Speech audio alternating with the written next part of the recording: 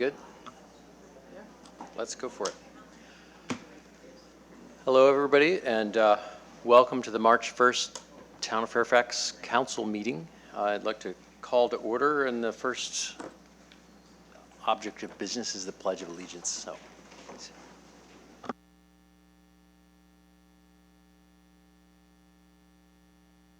Of the United States of America, and to the republic for which it stands, one nation, under God, indivisible, with liberty and justice for all.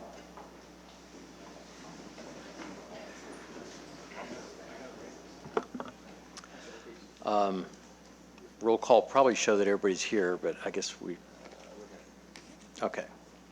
Do you want to do a roll call? Either way. I think everybody's here, right? All right, and do I hear an approval of agenda and affidavit of posting? So moved. Second. Okay. Weinsoff, Goddard. All in favor? Aye. Aye. So the announcement of the closed session action, and actually, Barbara. Yeah, I just want to mention that I recuse since I live next door, and that property could have a financial benefit on my property. So I wasn't part of the discussion. Yeah. But the rest of us met in closed session, and there's no reportable action. But I would like the public to know that RCD, who is the developer of the Victory Village project, is exploring grant opportunities that would allow them to dedicate the 18 acres above that project, should it come to pass, to the town as open space. And so we were talking about that, but it's basically informative. So that's the report on that. Sorry, could you hear that last thing? Can you now? Okay. Maybe I'll repeat it then, okay? There's nothing to report out from closed session, but I would like the public to know that RCD, which is developing the Victory Village project, is exploring grant opportunities for the 18 acres behind that project, and so that would allow them to dedicate those 18 acres to open space, and basically we were just talking about that possibility. So, but there's nothing to report out of it because we really didn't take any action. Excuse me, I'd like to speak if I may. For an open time thing, or? The Brown Act allows the public to speak speaking on to the any closed item session? on your agenda. I'd just like to speak to your Closed session? report. Okay.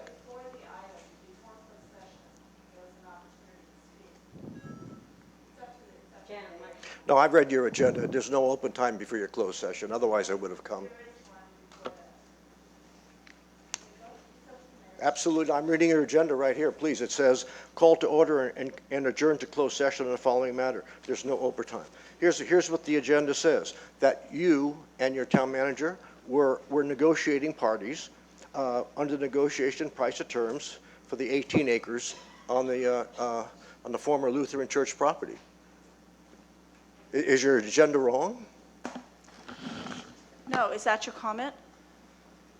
No, my comment is, if in fact you're going to be directed to negotiate terms and price, you need to be directed in public by the town council to make a decision on whether or not they believe Fairfax should purchase 18 acres, number one. Number two, then you can negotiate in a private secret session, but not until you've been directed by the town council. Thank you very much. You may, if I may, you may bring me that portion of the Brown Act and show me where it says that. I'd love to see it. I'll get it for you. Okay.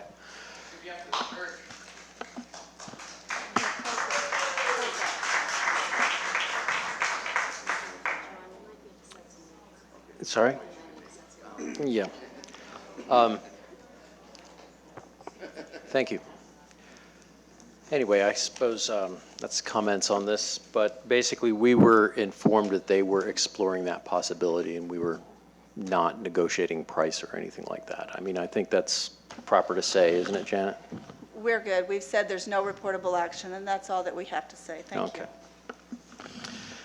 All right. Well, meeting protocol is that the mayor shall maintain order at the meetings. The council and the audience are expected to refrain from using profane language and/or ridiculing the character or motives of council members, staff, or members of the public, and to maintain the standards of tolerance and civility.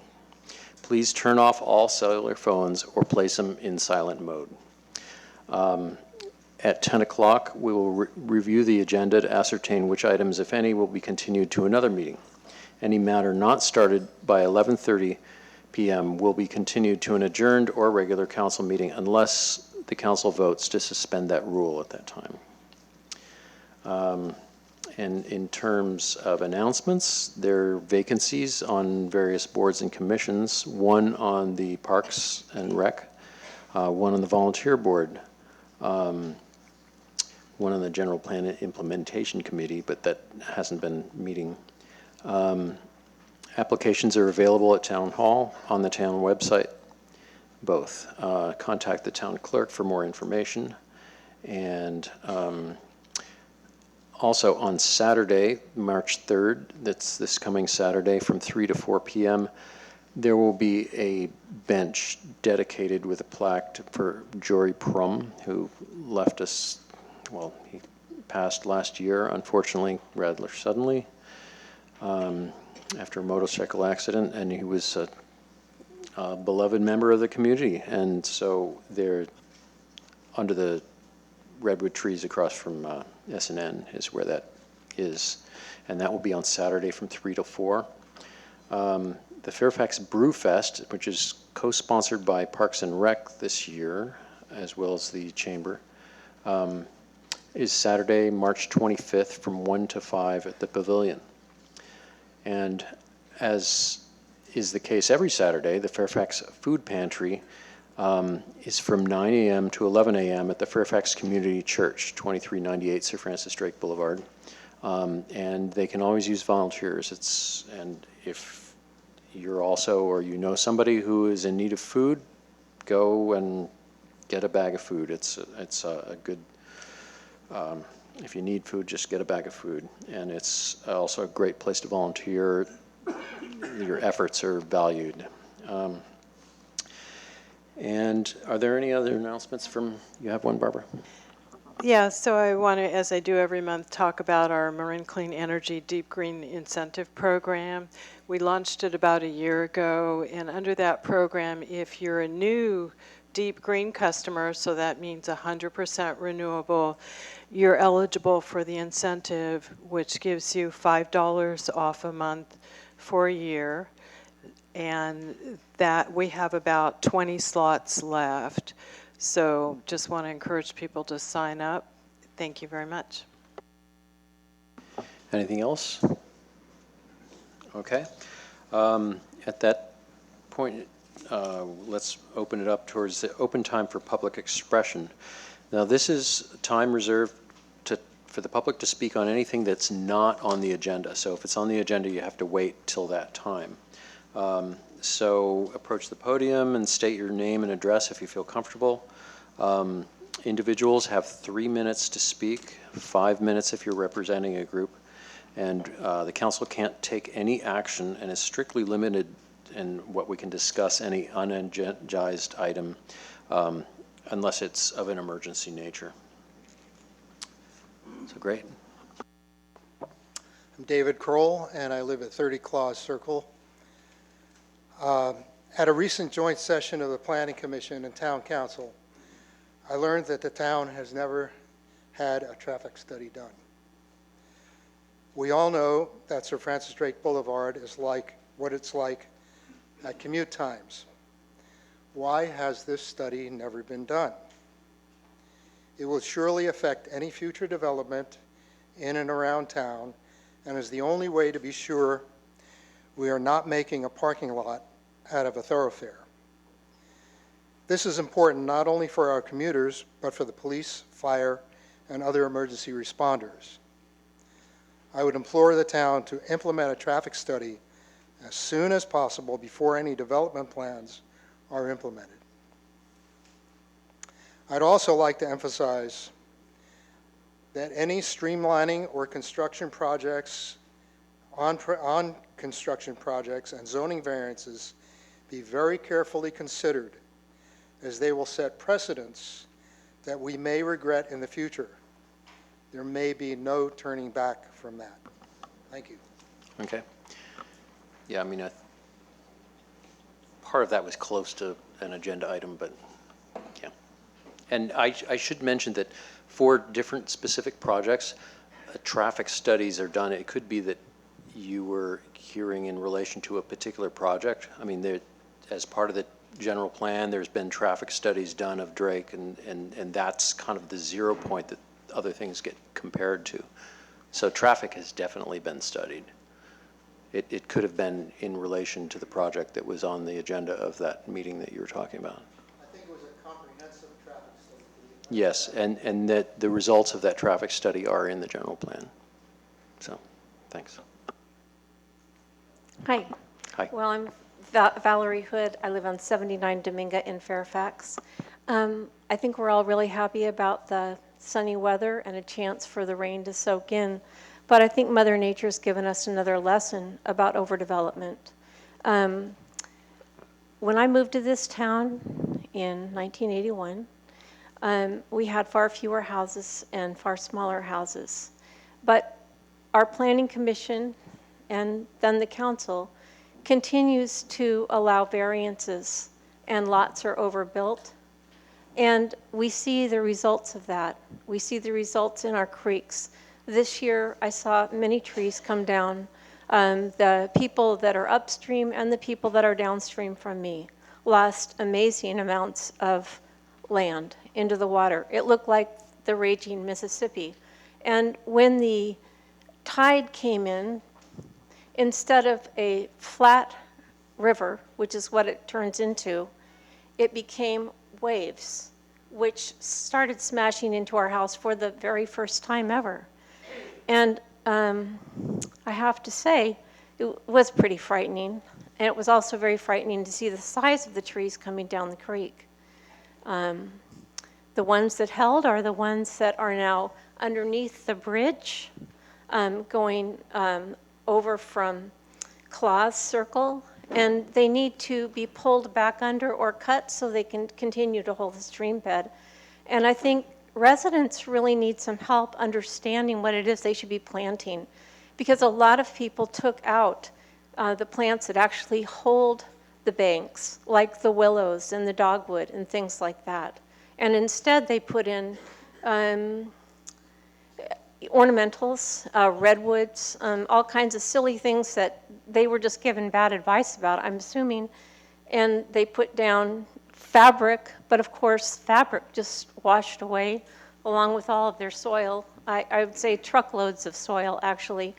And I'm wondering if there could be something on the website that says something about, I have a really good article I could send that I researched because I've been giving my neighbors advice, but I think it's really important that we help people understand what they should be doing. I know that a lot of people, because of the cost of this stuff, maybe they're not getting help. Maybe they're not, hiring people that they should be hiring. But there are plenty of resources online that this town could link to that would give people a real insight as to how to do it. I know that Spawn has done fabulous work. The creek beds and the streamside beds they've repaired have really held up really well, all the projects they've done. I think that's very important, and it's very easy. I'm happy to give cuttings. I know many are. A lot of things you just cut a little off and they root themselves, very simple. Anyway, I'm sorry if I've gone over, but I think we really need to address this as we go forward, because what's happening now is that the land, because we've lost our permeability and because our storms are so severe, the runoff is too much. So let's stop building so big. Thanks. Yeah. There've also been a number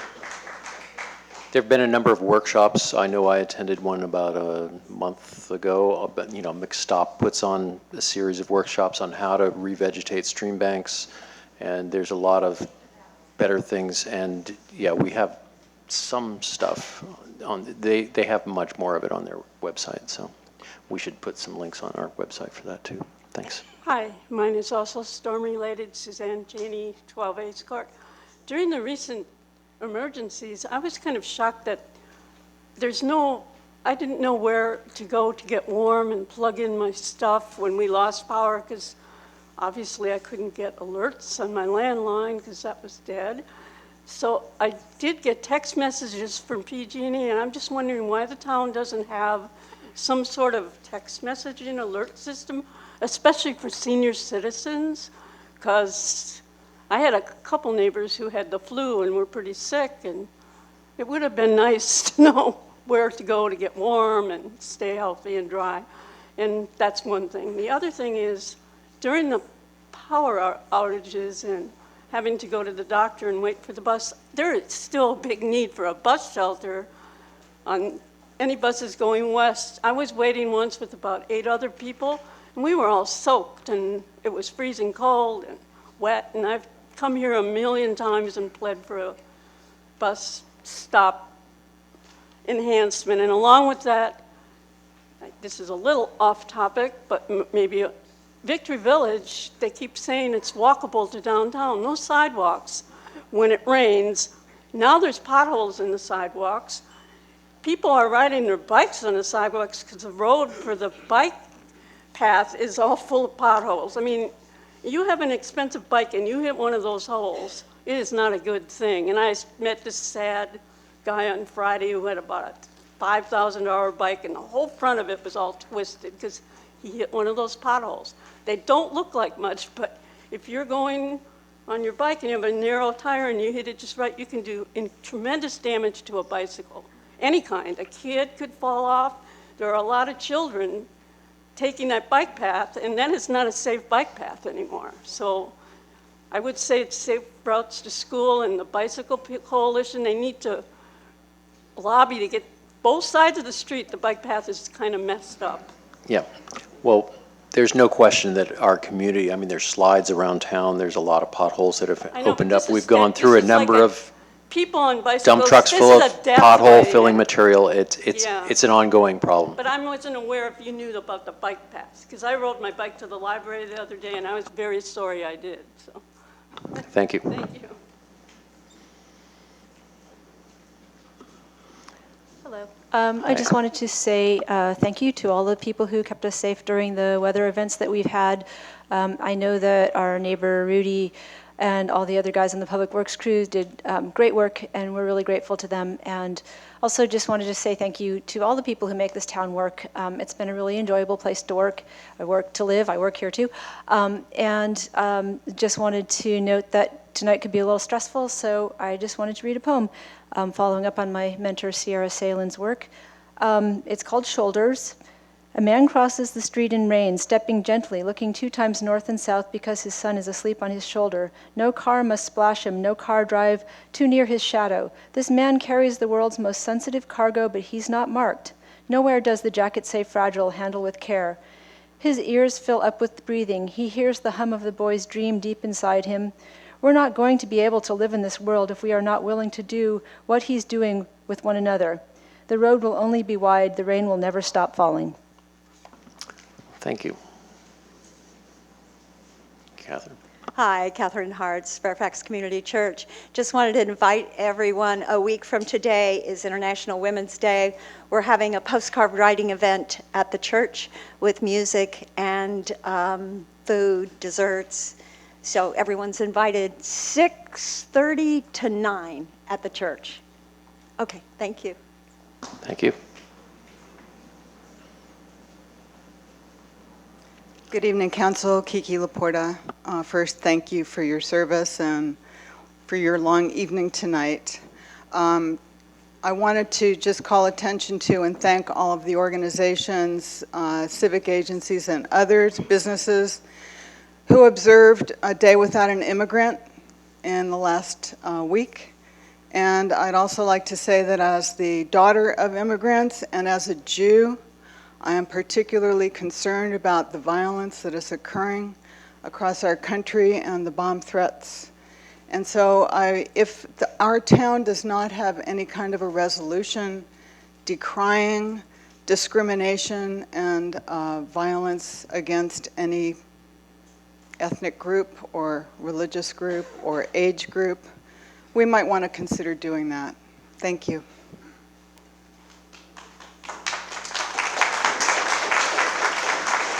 Thank you.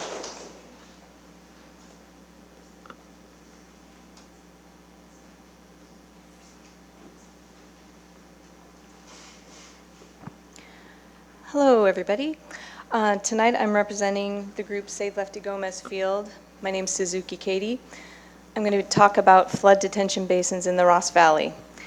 With this year's historic flooding, we've gained valuable additional knowledge about flood basins and their hazards. The deadline for public comments on the overall Ross Valley Flood Control Program was last Friday. The overall program includes 8 detention basin sites, 5 of which would be located in Fairfax. I'm about to read a letter co-signed by 55 residents from Fairfax and San Anselmo. We submitted it to the official record last week. You can follow along online at saveleftygomez.com/comments. Detention basins are unpopular. Residents in San Anselmo voted down a flood basin project slated for Memorial Park in 2015. Many residents have spoken out against their use or their locations at countless Flood Zone 9 Ross Valley Flood Advisory Board meetings. Perhaps that is why the Flood Advisory Board has chosen not to record their meetings, a bad faith policy. Detention basins are hazardous. Stormwater surges in and out of these structures at high velocity. Stormwater debris contains hazardous materials. Following a flash flood in Hawaii, a girl drowned in a 4-foot-high flood basin with a blocked drain while trying to save a friend who'd fallen in. Las Vegas had a flash flood last year where 3 people drowned in municipal flood control facilities, July 1st through 3rd. 1 body was found in a detention basin the day after the storm, and 2 others were swept away and drowned in flood channels that divert water into detention basins there. 1 was a woman trapped by debris in the rushing waters of the channel while rescuers tried unsuccessfully to save her. Las Vegas has spent $1.7 billion on its flood control, by the way. It's not acceptable policy to introduce flood hazards at our schools. Detention basins can fail. A detention basin failed in Mesa, Arizona due to improper maintenance and flooded 200 nearby homes. Since those homes weren't previously in a flood zone, the residents affected did not have flood insurance. Lots of stories like this over the past few years. Detention basins are susceptible to clogged drains from trash, debris, and stormwater detritus. They require a lot of timely maintenance. Detention basins require dams and spillways. Levees and spillways tend to fail over time. Observe the Oroville Dam and spillway this year. Detention basins are expensive. Building them is extremely expensive. Maintaining them is too, a cost with no end. Impossible to know how well the flood basins would be maintained over time or who will pay for all their future maintenance needs, upgrades, renovations, and retrofits. Earthquake damage to the structures is likely at some point. Who would be liable for any levee or spillway breaches impacting those who live downstream of them? Detention basins don't work for the Ross Valley. Because flood detention basins are unpopular, hazardous, expensive, and complicated, they're not the right path forward for the Ross Valley. They should be removed from its flood control program. What can be done? Geomorphologist Matt Smeltzer has submitted a powerful approach to address flooding in San Anselmo: creek daylighting and restoration. Downtown San Anselmo creek restoration is an extremely effective, sustainable, environmentally friendly, less expensive solution. Watch his presentation to the San Anselmo Town Council October 25th, 2016. Let's proceed down that path. Finally, there's one thing currently missing from the flood control program: regulatory policy for climate resilient flood mitigation that addresses drought issues as well. Marin County could take a page out of Santa Monica's playbook and simultaneously address drought and flood conditions in the following ways: require stormwater permits for all new construction, mandate less asphalt and concrete, more ground space, porous materials such as pervious concrete, asphalt, and pavers that slow runoff and allow it to sink into the ground. Encourage use of cisterns and rain barrels as a practical, cheap way for homeowners to capture and save rainwater. Build bioretention basins, low-tech depressions in the ground that let more water infiltrate down. Offer rebates of up to $1,000 for use in retrofitting individual properties. Links to all source materials were at the end of that letter. Anyone's welcome to review the letter and its source materials. It's available online at saveleftygomez.com/comments. This week, 10 more people have added their names to the online version of that letter, so 65 residents from Fairfax and San Anselmo are listed at the bottom. And since that letter was written, even more evidence has surfaced about these basins. Last week, firefighters had to rescue 8 people and 2 dogs from a flooded dual-use detention basin in LA. To close, I want to send out my deep gratitude to the people who are paying attention to this important issue. Thank you very much. Thank you.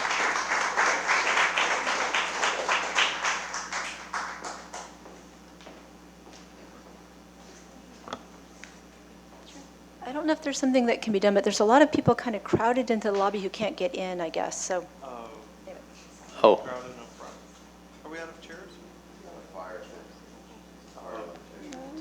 so, I mean, we can't be at the fire limit right now. Yeah, I mean, is there space along the back or sides that people can get in? I mean, people could crowd in more along this side. It's Yeah. not a perfect solution, but we don't have any more chairs, but there is a little bit of standing room towards the front. Maybe if somebody can pass that message out to the people in the lobby.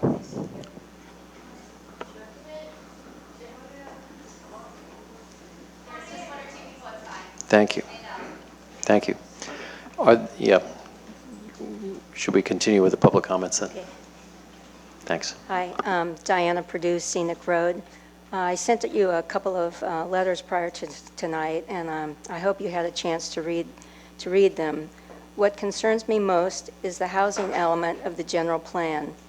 It states that Larry Keening Consulting Company was instrumental in preparing the housing element portion of our general plan, and along with a few selected people at a weekend retreat, they finalized it.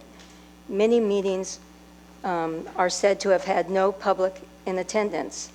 The structure of this document seems to be manipulated to promote high-density projects, and I feel the housing element should be revisited, this time with public input. The Keening consultants prepared the presentation of Victory Village to the town, and Larry Keening is a board member of Marin Environmental Housing Collaborative. They're always cheering for Victory Village. I don't know Larry Keening, but it seems to me he's controlling my destiny and our town's. Instead of listening or even including the people you are supposed to represent, you made lists of businesses you feel are not worthy, but in reality are the fabric of our daily life. It seems like you are your own political party, and it doesn't seem a democracy. The initial campaign that Victory Village was for Fairfax seniors had me interested, but that turned out to be propaganda. The news spread, and it had many versions. Neither this town nor RCD ever told a credible story. It turns out that RCD makes millions by selling shares. Yeah. You know, this isn't on the agenda later, so this well, I open time is consulted for with the speaking to things not on the agenda. Through the chair. Mr. Mayor, I'm so sorry. Ms. Perdue approached me before the meeting began, and she said that she had very specific comments about the general plan and the housing element, and then a few specific Victory Village comments that weren't related to the item that was before you this evening later. And so I advised her that now would be the time to speak. So that was my Okay. doing, just All so right. you know. That's fine. Then. Shall I Then- continue later? Would you be more comfortable if I do Well, that? I mean, you go ahead now. Okay. So, I mean, as long as it's not directly relating to that zoning thing on agenda item 12. it's like general thoughts about Victory Village. Okay, I mean, if you, Okay. yeah, go ahead. So I say, the news spread and it had many versions. Neither this town nor RCD ever told a credible story. I have general comments on Victory Village. A lot of people do. We're not standing in line. This is directly related to an agenda item, whether zoning or not. It's about Victory Village. Okay, well, If I may, Yeah, Janet, if I may, please. Victory Village is not on the agenda, okay? That particular project is not on the agenda tonight. Yeah, in fact, Victory Village is going to the Planning Commission, yet the thing that we have on the agenda They should is comment a now. zoning issue. Now is for So something it's- not on the agenda. Yeah.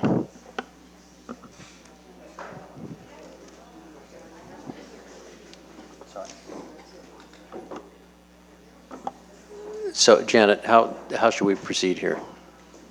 I mean, if, I can get this to work. Yes, ma'am.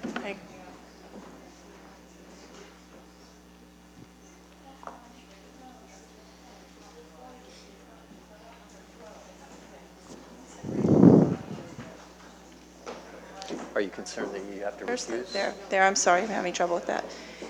She's fine. Okay. There's, Victory Village, the project itself is not on the agenda. If people wish to comment about Victory Village, that would be a comment now, appropriate now, because it's not an item that's on the agenda. If it's an item that is, if they wish to comment about the agenda item that's related to the zoning district, the specific zoning district and the staff recommendation on that, that would be reserved for that item at that time. But if it's a comment about the project Victory Village, that is not on the agenda tonight. Okay. So, do people understand what that means? Okay. Okay, yeah, and Victory Village is, I mean, we don't have an application for the Victory Village. I don't have a gavel to make noise, but, you know, when everybody's I cannot hear people from the audience when they're talking, and if everybody's talking to each other, then we kind of lose everything. I don't have a gavel or anything, you know. But basically, what our town lawyer Well, has informed. let me, Yes, if I go may, ahead. I hate to keep interrupting you. I understand that people wish to speak about senior housing and speak about senior housing at that agenda item. That would be appropriate there. We don't have the specific project of Victory Village before us tonight. So that project itself is not on the agenda. But if they wish to talk about senior housing, affordable senior housing, et cetera, in relation to that zoning district proposal, then that would be appropriate to do so at that item. Is Okay. that enough clarification for everybody? No. I guess because Victory Let's- Village's how about we let application Garrett, isn't- maybe Garrett can shed some light on this. He Okay. understands what we're talking about. So here's the rub. Victory Village itself, no approvals, no land use, no anything is on the agenda tonight. However, what is on the agenda is a concept in lieu of the second reading of the streamlining of the PDD ordinance that has to do with senior housing, of which there is an application, obviously known as Victory Village. And so the difficulty is here, I believe that it would be okay, since most people came anticipating talking about that item, is while we're not talking about Victory Village, if within the context of I support senior housing, and by the way, there is a proposed application, Victory Village, and you happen to talk about that, I think it's appropriate within that item, since you're all waiting to talk of that item. And I have to say, I think it'd be better in terms of context, so that's what all the expectations are. Otherwise, I think I would agree it might be total chaos right now. So we'll do it that way. So I would recommend you understand, as long as everyone understands that Victory Village as a project is not being discussed. It is a proposed project that is directly impacted by the proposed zoning ordinance. So within that context, I think the best way, if I'm going to cut to the chase, is I would recommend, if you're going to talk about Victory Village within that context, let's just talk about it at that agenda item. Which is I would agenda agree. item, I yeah. think just, I think it's too hard for people to sort out the context of their comments. I'll be back. About talking about just Victory Village Yeah. versus the zoning thing, so. Thank you. Yeah, I mean, because these are minutia of the law, and basically the project with Victory Village, it goes first to the Planning Commission. We haven't seen it here at all, because, yeah. Yeah, I mean, I just think you guys are hiding behind that. It's like, seems like wordage that you can easily hide. It seems like wordage that you can easily hide behind. You're flipping it around, saying it's not going to be Victory Village. Whatever it is, you're bringing all these units to a town who, when you get out of your bed in the morning and get in the car, you can't even get from one end of Fairfax to the other. So to invite any more plans like that to this town would be a mistake. Well, thank you. However, let's have all the comments related to that next to the zoning issue, which is item number 12. But if there's other items that people want to talk to, please, let's hear them. Any items not on the agenda that people want to talk to? Are there any other items? Well, seeing none. Let's move on the agenda. Thank you. And next up, we have 10 items on consent. John, I would hate to belabor the meeting, but I would like to pull number 7. I would like to pull it off consent and place it not at the end of the agenda. I promise folks it won't take more than just a couple of minutes, but to slot it perhaps after number 11. I swear it won't take more than 5 or 6 minutes. And Mayor, I just have a couple of comments. So we Okay. don't need to pull them. You don't need to pull it, but you want? Yeah, okay. just a couple of brief comments on number 6 and number 10, so I can do those now, if that's all right? Okay, go ahead. So on number 6, on the age-friendly action plan, I had submitted some comments to Jody Timms, who was one of the authors of that report, and she said she was happy to take those comments so it's just minor things that would make the report a little stronger. So I'm not going to mention what those are. All right. And then number 10, which is approving the concept of modifying the town code, basically for the smoking ordinance, potentially to get a higher grade with the American Lung Association. In the staff report, it mentions a couple of things that we would consider. Also, when you look at the report card, we should also consider service areas and dining areas when if we move forward on that. So those just 2 other items. Okay. Renee? So, yeah, Garrett, how will that come back to us in terms of how that gets updated? We'll come back to you in May with suggestions for how to improving the score and seek direction on those items before we actually incorporate it into the ordinance. Yeah, I think that's important to circle Okay. back around. And so we're getting a little more information, I know, from the county, so that'll all be incorporated for us to review before it I'll goes. come back to you in May. Great, thank you. All right. Can I echo Barbara's? I want to express my very deep gratitude to Jody Timms and the whole age-friendly task force for a fabulous report. I mean, it covers everything. I will be very honored to be a senior in Fairfax, given that plan is about as good as it gets. So thank you guys very much. Yeah, it's impressive.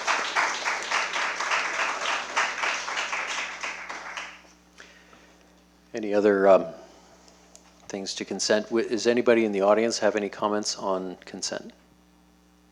Any item on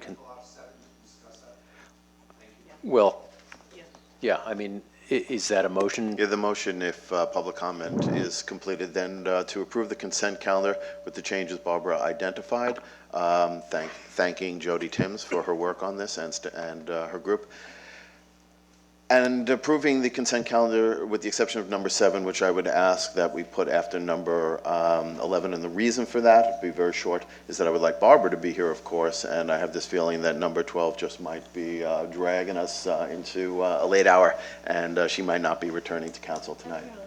What do you think? What about public comment? So is there any public comment on consent? Okay, I didn't close it yet, so if nobody has any comments on consent, So I would second. then I would close public Oh, comment. I'm sorry. So I would second You would second that? Councilmember Weinsoff's motion. Okay. So we have a motion, Weinsoff, second Kohler. All those in favor? Aye. Aye. So consent passes with the exception of number 7. Now we have council reports and comments. These are brief announcements and reports on council member assignments, committees, and activities, including reports on meetings that are attended at town expense, which there's really only one. The council reports? You want to move it? Let's just do it quickly. Yeah, let me start very quickly on this. Attended the Ross Valley Fire Department meeting, as we always do, and we send our best wishes out to the chief, who is undergoing some significant surgery, and we wish him a speedy return, and as soon as that's possible.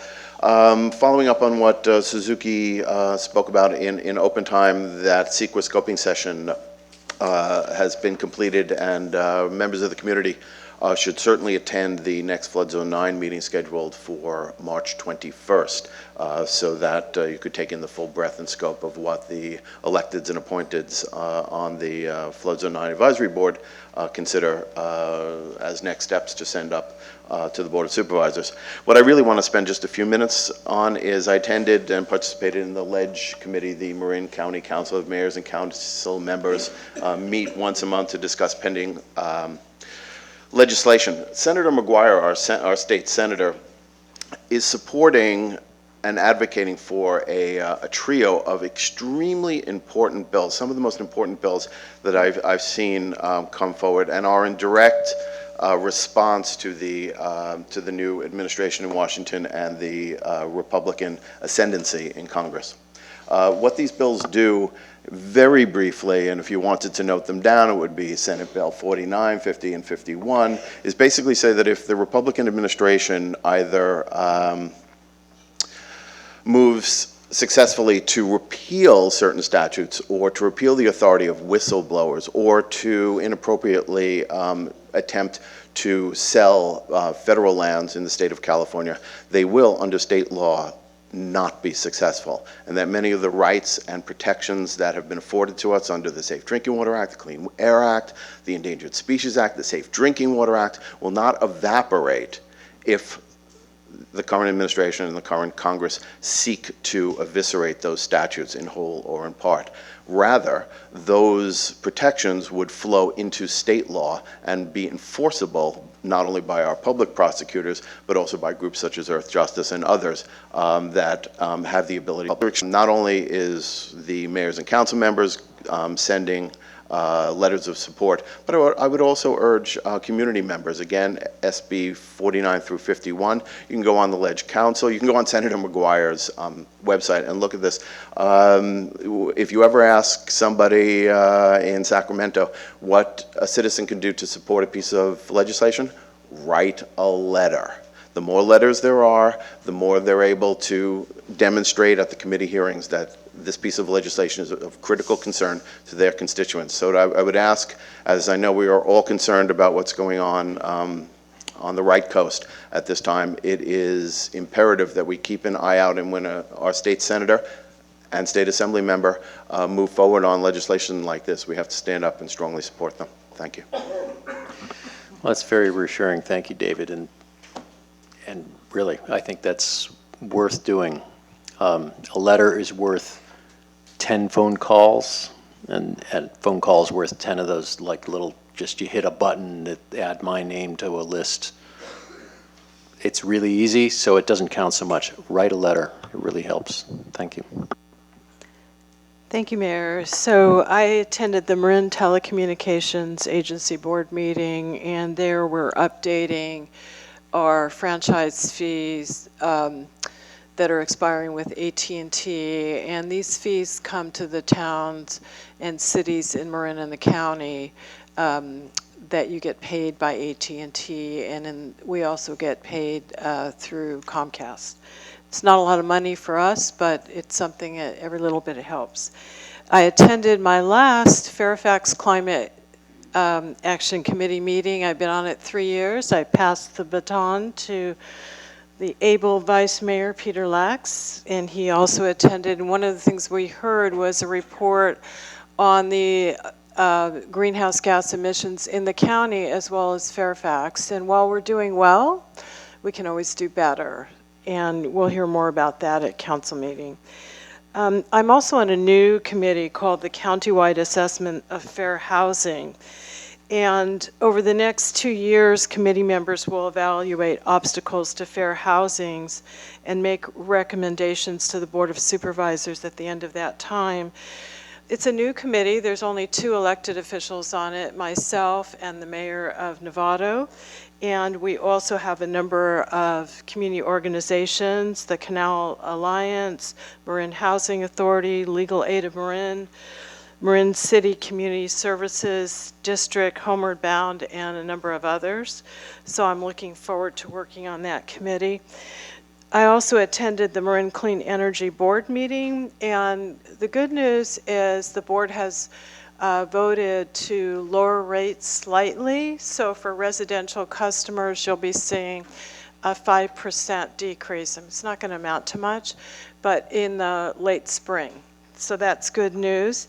And then also attended the Marin County Council of Mayors and Council Members meeting, where we actually had Marin Clean Energy talking about community choice aggregates in the state. And some of you may know that MCE was the first in the state, and we are the longest, in existence. So that's great. And attended the Community Media Center of Marin board meeting, and these are the folks that film our government meetings and also do public and education channels. And one of the things we're doing is trying to look at ways to add more diversity to the board. And last night attended the Fairfax Open Space Committee meeting. Thank you. All right. Peter? Yes, thank you. I don't have quite as many items to report. As Barbara said, I attended the Climate Action Committee meeting. Just as an observer, I'll be the active city council representative to that board. Looking forward to that. Doing a lot of exciting stuff to kind of learn more about how we as a community can reduce our greenhouse gases and energy consumption. And I also attended the Marin County Council of Mayors and City Council people. And that's all I have to report. Thank you. Thanks. Renee? Yep, short list this month. So I attended the homeless subcommittee meeting through the MCCMC, which is the acronym that David referred to. I had the distinct honor of speaking with Erica Smith's 3rd grade class at Manor School, where they are studying civics and local government and what is the town we live in, and they're learning all about it. And if you will indulge me, I would like to read you some of the thoughts of 3rd grade students before we enter into the world of grown-ups tonight. So 8-year-olds, I asked them, what do you like about your town? They said, I promise this was the first answer. They said, so many people bike. The next person said, I love the creeks. The next person said, I love everything. The next said, bike trails, then nature, then schools, then sunny weather, then the rain. Everyone's green and happy. Creek cleanup, history, good earth, Fairfax parade, scoop, everything, nature, celebrations, the whole town, the inkwells, and the nature trail. Then I said, what can we do for you? They said, we want a dog park, an arcade, a ball pit, whatever that is, a swimming pool at the Marin Town and Country Club, I swear they said that, a historical museum, and a train. All right. So it was a pleasure to speak with them. 2 other quick things. I am still continuing my work with the Ross Valley Healthy Community Collaborative, met with the Chamber of Commerce, and I attended the county meeting where the applicants for the medical marijuana dispensaries in both San Rafael and Novato at Black Point came and presented to the public. It was wild and a lot of very strong and passionate opinions one way and the other. So I learned a lot about what might be coming our way, and I'm ready. And I didn't go to too many things because I spent a lot of time reading your letters. And I do appreciate that everyone took the time to write. So we'll be talking about that. Thanks. Okay. And I guess I also attended the same fire board meeting that David did, and I met with the Chamber of Commerce as mayor, and, that's a regular thing, trying to figure out what's, how to get things functioning better there. I also attended one of the Healthy Community Collaborative things at White Hill School, which was basically educational for parents of middle schoolers. And I wish they had something like that when my son was there. But fortunately, when my son was in middle school, we didn't have, Pop-Tarts that say Pot-Tarts instead, the same packaging. And, this is the kind of stuff that little kids can pick up and eat, and we're seeing them in emergency rooms. So it's a little bit of a Wild West thing with the legalization of marijuana, but people need to be diligent, and it's, and that meeting was basically a heads up to parents about that sort of thing, and it was educational for them and for me also. But I just kind of wanted to see what was going on there. I attended the council member and mayor's meeting that happens once a month, and then I also attended the Transportation Authority meeting, and actually there's a number of interesting things going on there in terms of getting the traffic unclogged from the Richmond Bridge. Seems like the biggest one. So that's my report. And Garrett, do you have a report also? No, Mr. Mayor. Okay. Spring break, right? Okay. Well, at that point, then let's move on to the public hearing, item number 11, which is adopt a resolution approving a 2.06% rate increase schedule for Marin Sanitary Service, MSS, for the provision of solid waste, which is garbage, in case you don't know, and recycling services, exempt from the California Environmental Quality Act per 14 CCR 15061B3, as it can be shown with certainty that the action will have no adverse significant effect on the environment. So, Garrett, do you want to launch this? Sure. Before I turn it over to our consultant, FH&H, thought I'd make a few introductory comments. Per our service contract with MSS, they are allowed annually to submit a rate review application. They did so in October 2016. They requested a 2.86 increase for the town, and it would be effective in January 1st, 2017. As a matter of practice, staff works with Vice Mayor Lax and Councilmember Goddard to direct the negotiations. We do retain HF&H as our consultant to do independent review of the rates. HF&H also does the review for the franchisors group, which consists of San Rafael, Larkspur, Ross County, and Marin, and Los Colinas Valley Sanitary District. San Anselmo isn't part of the franchisors group, but they do accept the same rates. Basically, HF&H have completed the review. Councilmember Goddard, Vice Mayor Lax, and staff, we all concur that we're recommending a 2.06 rate increase is appropriate. It does have some additional programming that HF&H will go over. Something just to keep in mind is actually last year the council approved a decrease of, what was it, I guess I can't find it. Anyway, they'll go there. But last year the council actually approved a decrease. So even with the increase, if it's approved this evening, ratepayers will actually pay less for garbage service now than they did in 2015. And so I know that Vice Mayor Lax and Councilmember Goddard may have comments. What I would suggest is if you could hear the presentation from HF&H, I think MSS representatives from might want to say something, and I think then might be a good time for the Vice Mayor and Councilmember Goddard to then share their thoughts on the rate increase. Well, thank you. Then I guess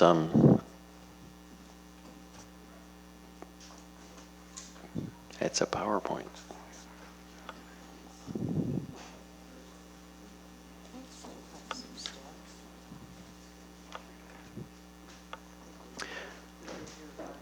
Okay, and there's a button on the bottom of that microphone that, when you're ready, you hit that. And Thank you. thank you. Good evening, Mayor and council members. My name is Scott Holt with HF&H Consultants. Okay, thank you.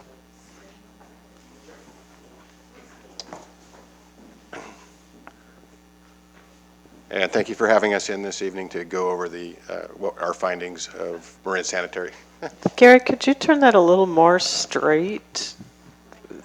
Well, of course, then nobody Technical can see it, but I could walk over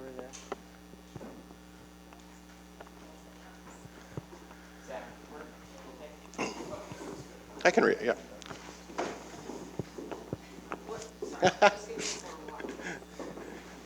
Don't have enough. Okay, so a little overview of our presentation this evening. We'll go over what the rate review process is for the town of Fairfax. We'll review our findings and finish it up with a quick rate comparison. If you could please, yeah. The rate review process, it's highlighted in your 2011 Exhibit B of your franchise agreement. And what we're doing is a detailed rate review every 3 years. We did one last year. In between the detailed rate review every 3 years, we do what's called a modified index review. And that's where most of the costs are adjusted by a CPI inflationary index, and some other costs such as disposal, fuel, depreciation, costs that aren't under control of MSS or can't be controlled are trued up each year. So, as Garrett was saying, they've requested a 2.86% rate increase through negotiations and revisions, looking at the application for errors, omissions, guidance from the town on the addition of a new program. We got the increase down to 2.06 that we're recommending. And in looking at the rate application, we found some of the variances we found that we adjusted out of the application include an adjustment to wages. Now that's an increase, and it's mostly from the addition of a new program that we're going to go over in a minute for food scraps collections. A decrease to benefits for lower workers' compensation, lower disposal fees for a reduced disposal tonnage volume, and a reduction to the rate for 2016-17. Also, depreciation is an adjustment for also the new food scraps collection program that we'll be going over shortly. And here we have what makes up the components of the 2.06% increase. Wages makes up a part of it, and that's mostly due to the addition of the labor for food scraps and also the CPI index increase. Some of the other ones, disposal, you see there is a fairly large reduction to the percentage component. And then depreciation, that one kind of is an offset to the disposal and is a little bit of an increase. Overall, 2.06% is the result. So. As Garrett was talking about earlier, there's a food scraps collection program that was incorporated into this review. And what that's going to do is encourage additional diversion and composting of food waste. Customers will be receiving a pail that they can place under their sink to collect the food scraps, and then they'll take it out to their composting bin each week for collection. The program added roughly $10,500 to the overall application, and that represents 0.83% of the 2.06% adjustment. The $10,500 is for labor for the delivery of the containers, the cost of the containers, and then outreach and supplies and promotional materials. So, and then here we have a rate comparison of the before and after. So the before, you've got a 32-gallon residential container, $31.29 is the rate currently. With the 2.06%, it would go to $31.93. And a couple of areas that we've compared them to, San Anselmo, you can see is a little bit higher, as well as San Rafael. And then the overall Marin County average is a little bit higher as well. So, and then this just shows comparison to the overall Marin County rate, where the residential rate's actually 12.3% lower than the average rate, and then the commercial is three-yard commercial container is 8.7% lower. So, and that's what I have for you. If you have any questions. Great. Should I? So is it Marine Sanitary want to talk about it, or I mean, I think I this would is say if you have pretty any much right here. questions for Yeah. Does anybody on the council have any questions about this? I just want to make a comment. Yeah, okay, Barbara. I just want to say thank you, and also thank you to Peter and Renee and the town manager. Clearly, we're doing well, and there was an article in the Marin Independent Journal about a week and a half ago that pointed out, and that at that point they were assuming we would accept the 2.86% increase, that Fairfax is still, you've already highlighted it, but I want to highlight it for people, just read the paper, that Fairfax is much lower than other jurisdictions in the county and the counties. So I want to thank you guys for your diligence in doing this, so keep our rates as low as possible, still with the great service that we get.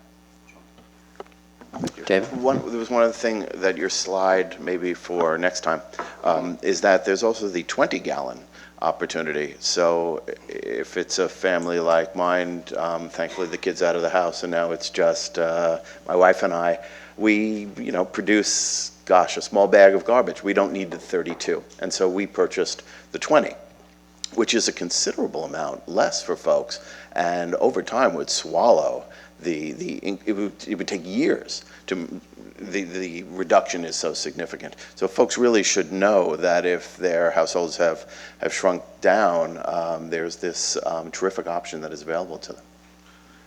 That's a great point, and I'll make note of that to add that next time. And we use the 32. That's typically the most popular size. So. And when you come back, we won't be having the tie situation, will we? Well, am I the only one wearing one here? You'll have to let my boss know that, but I'd be happy not to. Yeah, bet. Are there any questions from anybody in the room about this? Just Mike. Yeah, come up and use the microphone. So.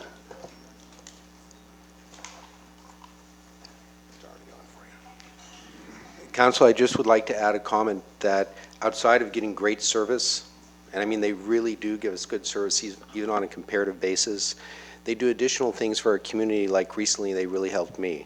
So as most of you know, I've received a 401 emergency permit from Army Corps of Engineers, state of California. And part of what's being incorporated into that plan are large root rods to create fish habitat and slow down the velocity of the water in the creek. When I needed those root wads, and we couldn't find any that were applicable, Mr. Garbarino actually took me around through his entire property, looked through all the debris boxes and all the lumber, said, these are the best ones, took them down, dumped them out, said, will this help you? Yes. Put them in a truck and delivered them to me for free to help our community. Yeah, that's great. John, actually, Michael's bringing up a great point, and if Mr. Garbarino was going to speak, I would have taken the opportunity then. It is, in my experience, never do you see a community love a regulated industry. But in the case of Marin Sanitary, Mr. Garbarino has led the nation on the concept of recycling. Patty Garbarino, his daughter, must have given up sleep as a concept, because she not only sits on our school board, but she appears to be at every terrific meeting and sitting in support of groups up and down the county.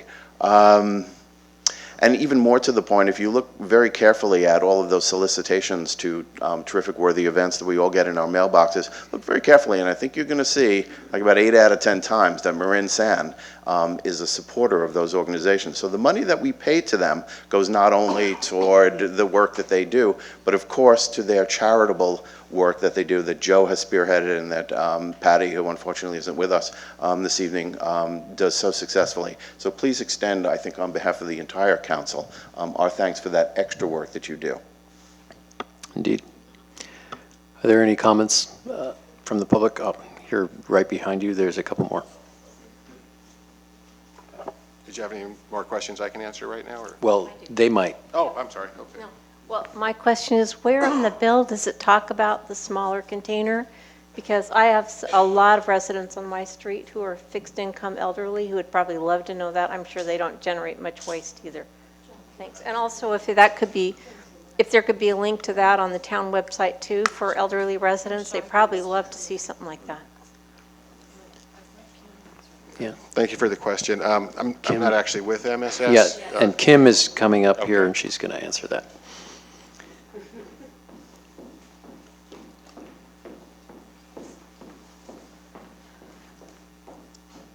Is this on? Yeah. Hello. There is a lot of information on the different size containers and what goes in them on our website, but we will be doing a mailing in about 10 days that will show up in your bill, and it has a little flyer in it that shows you all the different options and how to save and what goes where. Lots of information. You can always call us and ask also, but really there's a lot. The website is now where we're trying to send everybody because there's a lot of information on it. Along those lines, Kim, I was reading through the report where it talks about the lower income rate. Yes. Based on the PG&E. Care program? Yeah. Yeah. So maybe you could just explain that real quick, because I think Valerie was referring to ways to help folks that have a lower income level. Okay, so the PG&E Care program is kind of the standard for all kinds of discounts in utilities, basically. And so if you qualify for that program, you qualify for a low-income rate at Marin Sanitary Service, and that's a discounted rate on the size container that you need. And that is on the rate sheets. Great. Thanks. And David? Yeah, good evening. David Haskell, Glen Drive. I'm also the Sierra Club chairman for the Zero Waste for the state of California and Nevada. And I commend the council for increasing recovery of organic waste. I know that we've worked together to eliminate organic waste going out to landfill. And I encourage you to get that ordinance in place so that the greenhouse gases that come out of all of our organic material, which is very toxic to our environment, needs to be dealt with very quickly. But in reviewing this contract, I believe that the Fairfax town has a zero waste goal. I believe it was set in 2004, 5, and it's something like zero waste by 2020. And I would suggest to you that talking about collection contracts and focusing on getting rubbish easily removed to throw it away is not what we need to do talking about zero waste. I think there's a real effort here that we need to think about how do we reduce the volumes. I commend Kim. She's done a great job with MSS.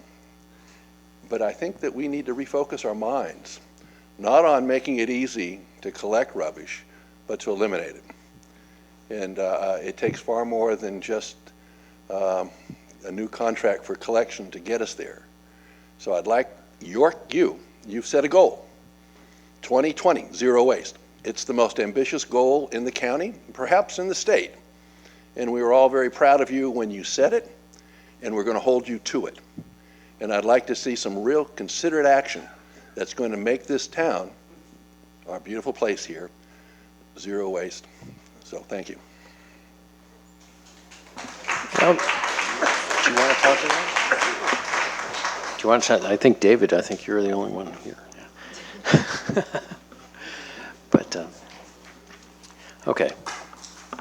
So no other questions? I think we're done. So Mr. Mayor. This is adopt a resolution. Mr. Mayor, I think MSS might actually want to say a few words, or no? No? Okay.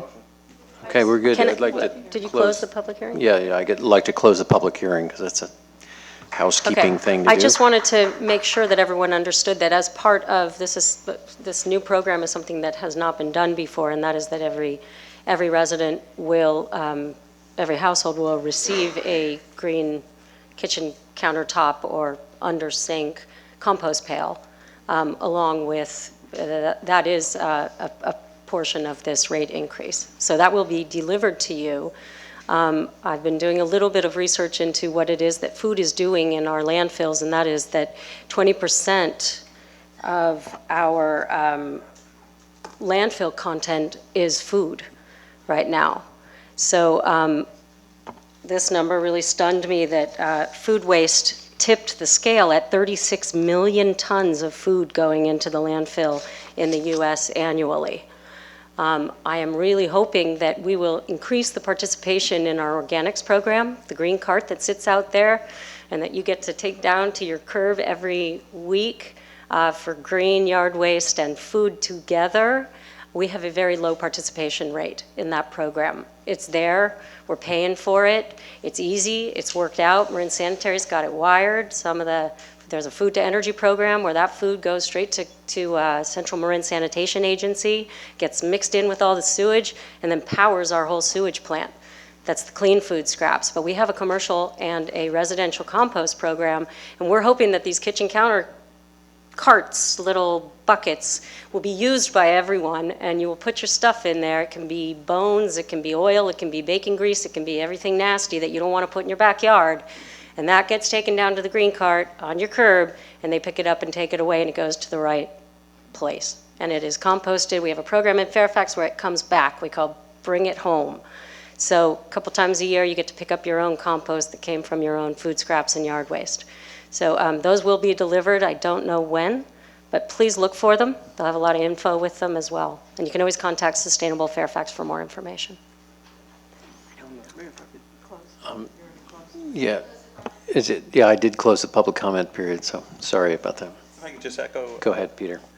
If I could echo Renee's comments, and thank you also to HF&H for going through all the minutia. It's sort of like going through a tax return and finding points where we were able to negotiate and save everyone some on their rates. And the kitchen pail program, it's very important. It's sort of the missing link between the kitchen sink and the curbside collection. And that's a very important missing link, because the kitchen sink, that's where it all happens. When you're cooking food, the food scraps, the carrot tops, et cetera, goes right in the bucket.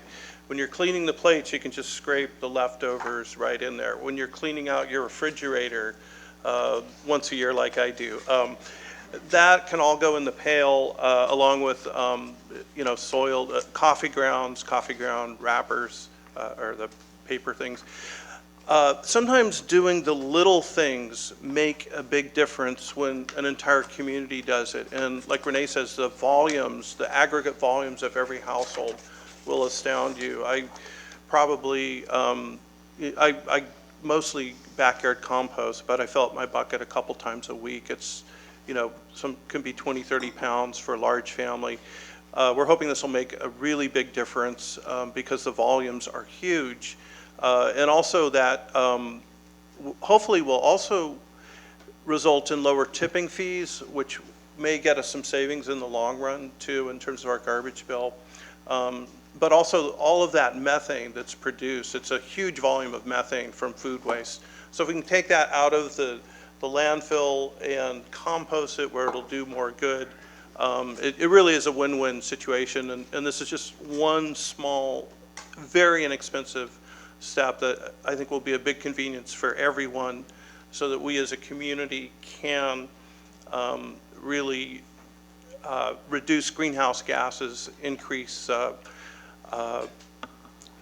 composting, and work towards that very important zero waste goal. So, and it's proven successful on a small scale. There's a small scale rollout of that in a couple of apartment buildings. So with that, I would like to make a motion. Yeah. The resolution's on right there. Okay. I'd love to hear, Yeah, I would like to move to adopt resolution, the town council of the town of Fairfax approving a garbage and recycling service rate increase in the town of Fairfax in the amount of 2.06% with Marin Sanitary Service for the provision of solid waste, garbage, and recycling services. Second. All right, so we have a motion, Lax, second, Goddard. All in favor? Aye. Aye. Nobody's opposed. So there you go. All right. And thank you for that. Next up, we have item number 7. And do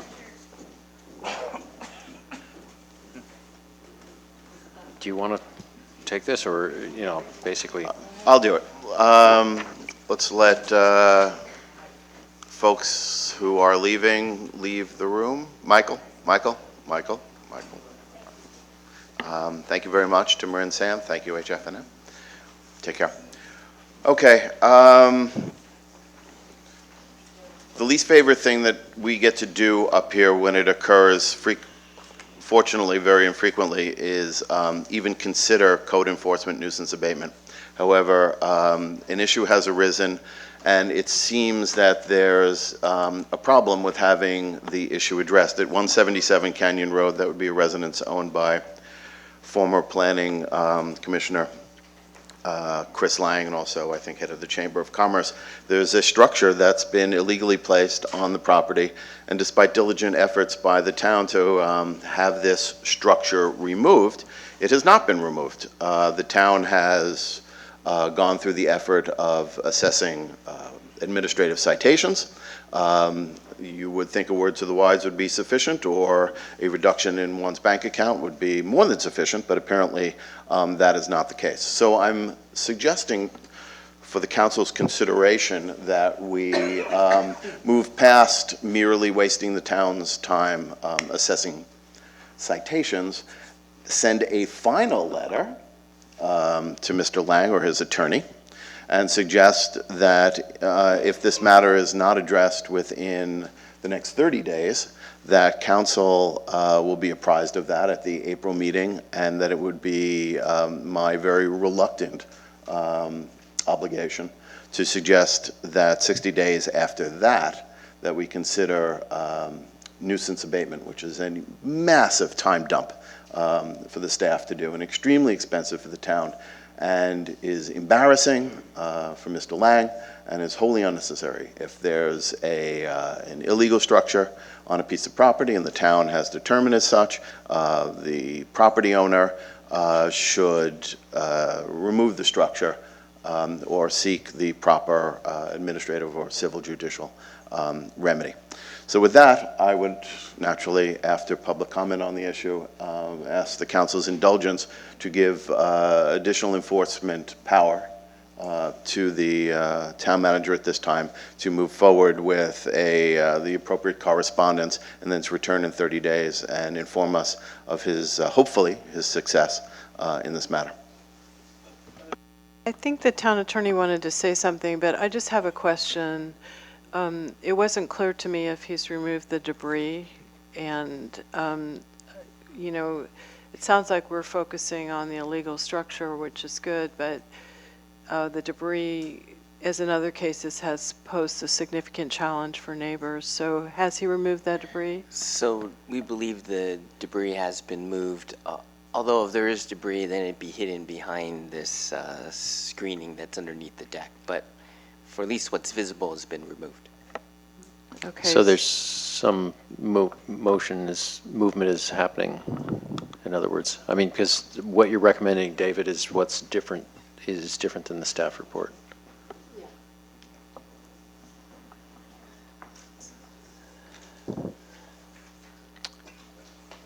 David, are you just proposing that we set the time limit on it? So Yes, what I'm asking is for Garrett to return in 30 days and tell us that our reluctant conversation up here has resulted in Mr. Lang removing, as it says, the structure. And then this matter can be resolved peacefully in the Fairfax manner. And that if Garrett returns in 30 days to our April meeting and says, no, no progress, then at that point we continue with a conversation about whether we want to authorize full-on nuisance abatement.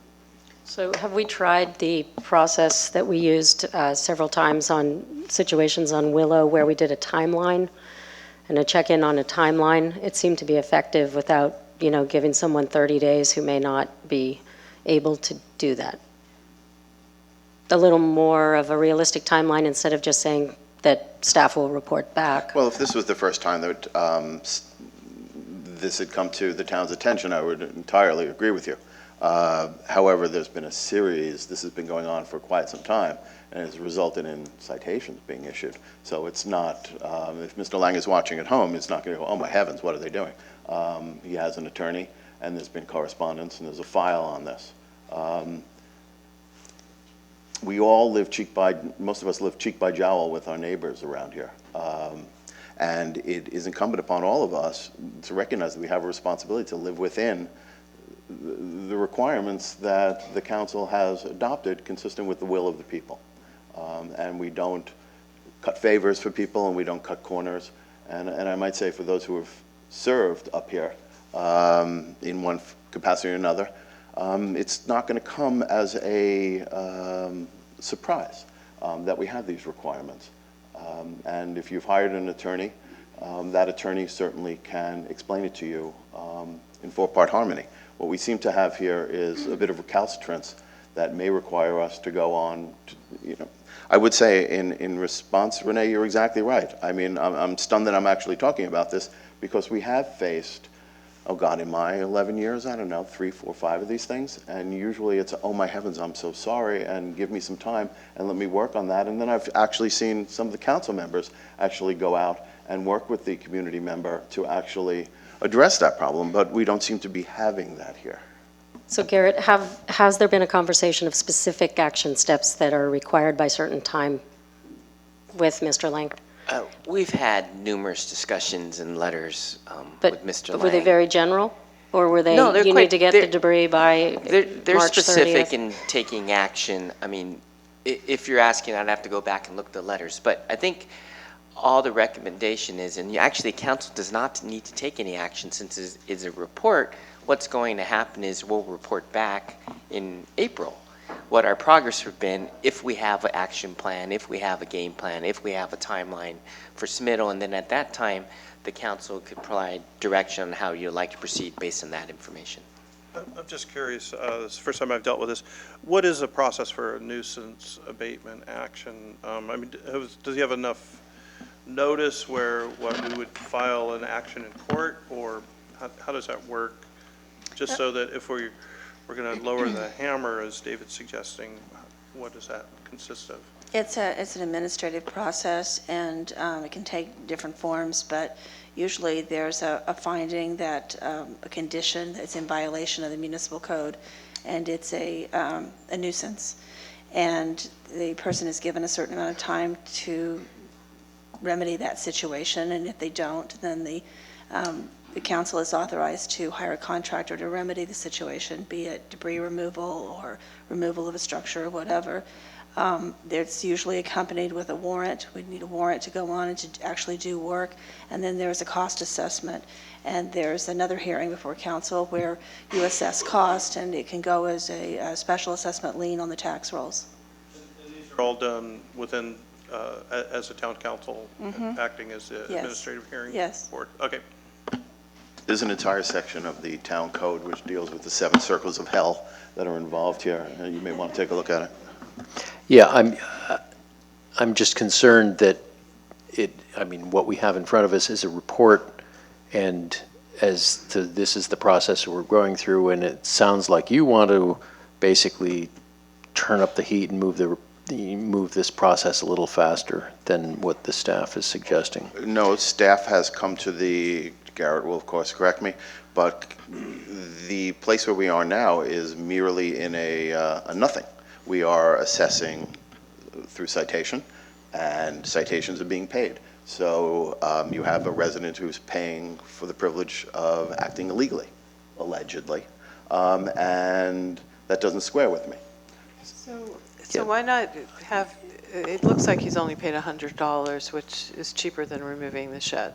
But why not just report back in April and at that time present sort of what the next steps could be, which is a very tight time frame, or, and the way I understand it, the council doesn't actually specifically direct enforcement. We may make suggestions for your consideration. Is that correct?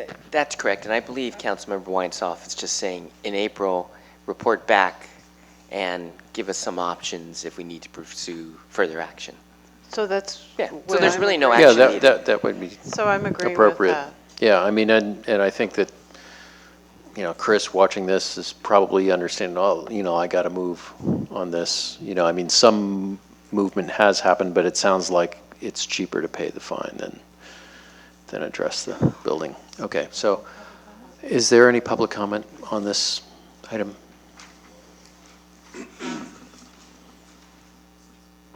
Thank you, Council. There's one other thing to think about on a nuisance abatement, and it's a pretty draconian measure. If you guys get your warrant and move forward, and this would follow up what Janet said, and there is an assessment on the tax rolls, after 5 years of not paying that assessment with a state interest, which is 18%, the county will be authorized and will be required to then sell that property to satisfy that lien. In the 1930s, Fairfax exercised such things quite a bit, because I have a book that shows many people's properties that were taken for dollars, pennies. It's not a path that I would encourage, and especially somebody who has been part of your brethren. I would really try to encourage, open up a better dialogue. And I understand Chris can be extremely, boneheaded and stubborn, but I would like you, the council, to really impress us of your prowess and your negotiating skills to get him to the table, to set an example and encourage him to do the correct thing instead of beat him over the head. So if you would, I really would like to try to stay away from a nuisance abatement, because the follow-up is not reversible. Thank you. Well, thank you for that comment. That's, yeah, I mean, I'm not into beating anybody over the head, but I think it, but the threat of that perhaps is something that makes people move. So if there's no other public comment, I'd like to close public comment on this section, and then, Kiki. Sorry, just very quickly. I imagine that Chris is having financial trouble and may be having difficulty complying, and if there's a soft path, perhaps there's some people who would be willing to help him to do what's necessary to comply. Well, I think generally in Fairfax people are. I know I would be happy to help. Whatever, maybe David wants to. I don't think so. But, okay. Well, with that, if there's no other public comment on this item, then I'd like to officially close public comment for it. I guess Kiki was on the way up for that. And on this item, basically it's just a report, so there's nothing else to do.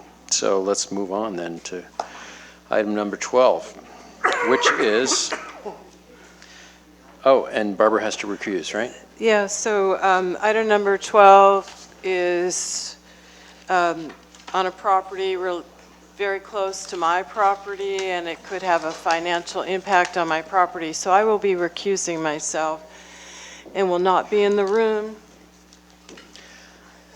Well, thanks, Barbara. But you can hear at least the title of it while you're still in here. So this item is on the regular agenda. It's, yeah, can we have, well, we can give Barbara time enough if people need to talk to each other. Yeah, you're out of here. Okay. Well, this is item, I think a lot of people in the room are here for this item. This is on the regular item, agenda of item 12. This is discussion and consideration of a zoning district for senior housing, which could apply to such projects as the proposed affordable senior housing project, known as Victory Village, as an alternative to amending the PDD zone code for streamlining. And Garrett, you want to give a report? Sure. Great. So before people are lining up, I think I need to make some introductory comments. One is there's no action being taken by the council tonight. They're not rezoning any sites. They're not adopting any ordinances. Sure. Okay. I'll try it again. So tonight, is that better? Yes. Okay. Apologize. So the council is not taking any action to approve any zoning or ordinances or rezoning any sites. What they're really doing, in essence, and please keep this in mind, is that they're talking about alternative concept of a different type of zoning to address senior housing that happens to impact the proposed Victory Village project, of which all of you, are, I assume, are here to talk about. So that being said, as members of the public, you can obviously share your thoughts on Victory Village and the zoning, since we said that would reduce some confusion. But please keep in mind, the council cannot comment on Victory Village because, one, that's not before them. Two, that project itself, along with the proposed, if we decide to go with this rezoning concept, is actually going to come before them in a few months. So they can't talk about something that's not before them. And two, it will become before them in a few months. So just keep that in mind, that they need to restrain themselves on commenting.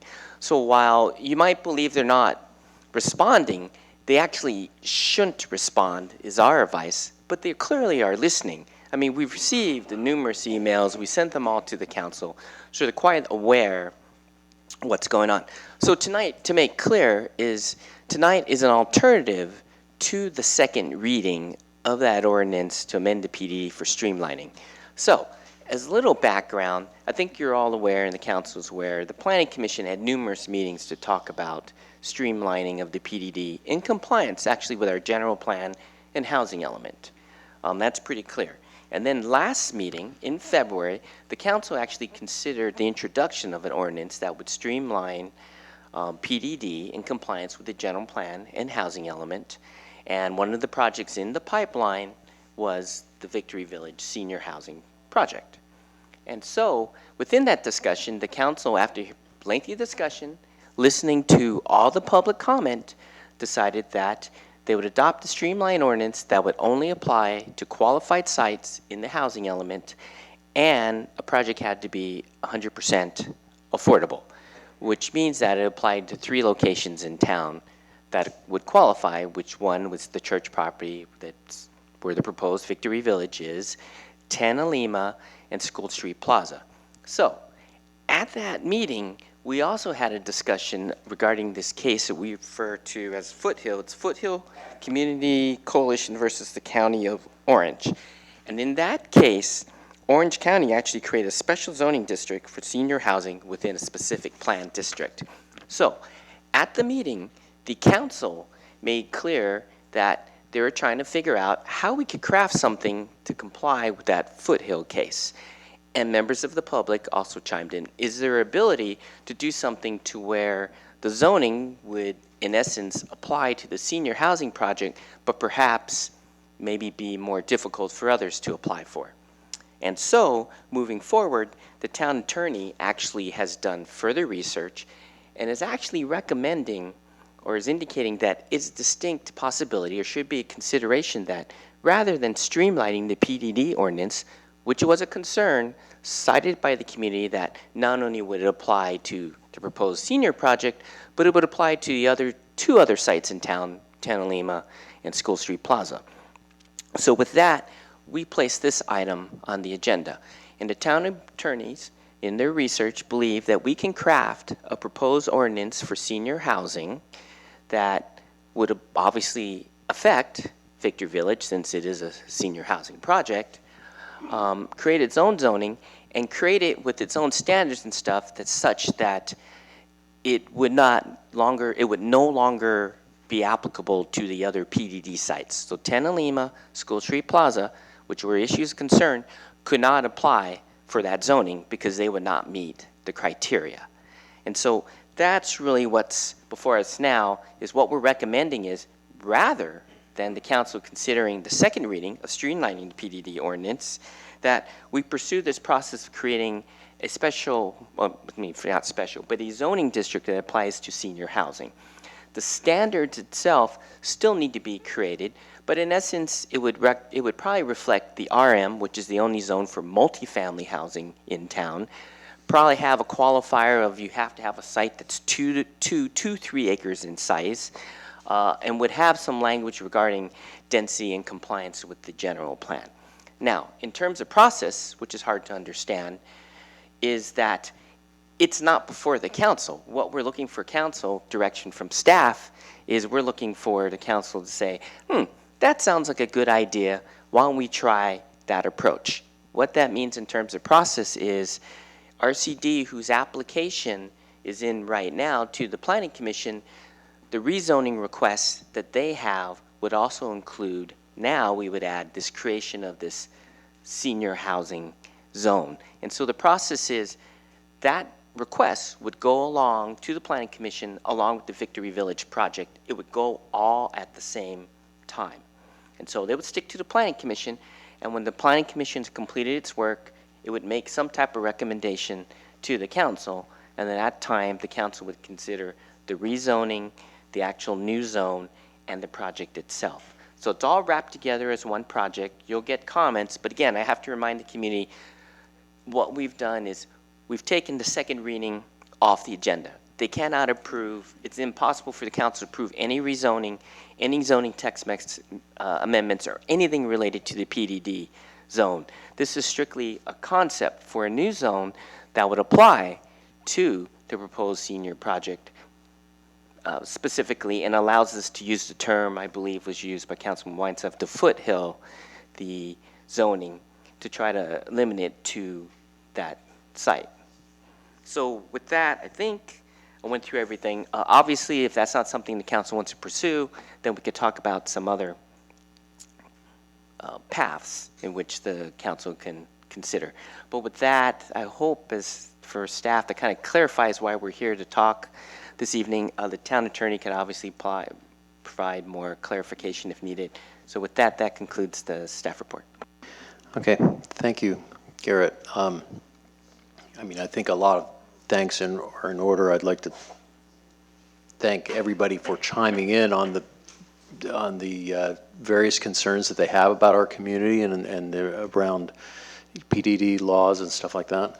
I'd like to thank staff for listening to that.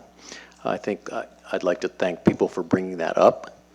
You know, I mean, in Fairfax, it looks the way it does because we have some very, you know, structured things around larger developments that, you know, need some chiming in by the people.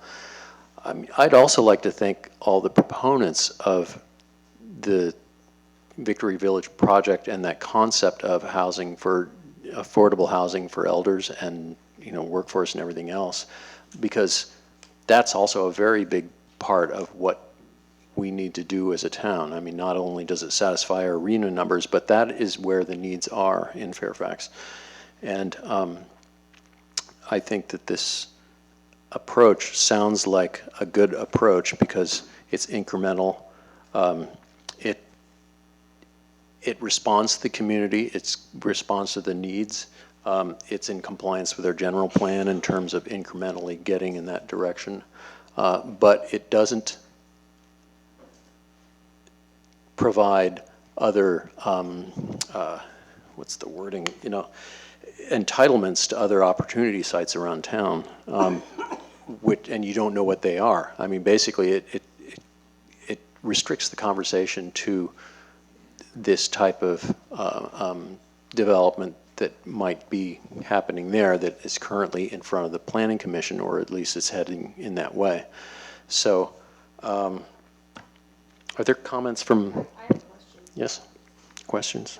I just want to make sure we ask this before we go out to the public, because I think we should have a frame for this. And that is when you talk about incremental, and we know that there's a time constraint. We've all heard about it, and we've all been, looking at how we might make this work to answer and meet, the concerns of the public. What is the time frame on something like this? And I know we're inventing this as we go. So have you guys explored, exactly what all of these changes, amendments, first and second readings, public comment opportunities? Could you lay that out before we enter into the conversation? Yeah, so how it would work is it would go to the Planning Commission, and depending on what the council's direction is this evening, we would have a study session with the Planning Commission at its March meeting to discuss the concept. Then conceivably in April, the Planning Commission would make a recommendation to the council on actually the zoning as well as the entire Victory Village project. So that means in May, the council would be considering the ordinance as well as the project in May. So that would mean a first reading, and then in June would be your second reading of the ordinance. So that's the tentative time frame, depending on what happens this evening.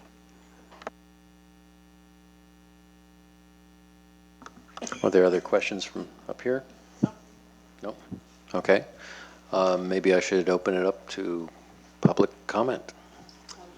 Before you do, John, I'm sorry, because you mentioned protocol very briefly in the beginning of the meeting, but I've been to so many meetings lately, and one that had hundreds of people, and they were diametrically opposed to one another's positions, opinions, ideas, beliefs, passions, and it gets really intense. So we're sitting up here and we're listening with all we have.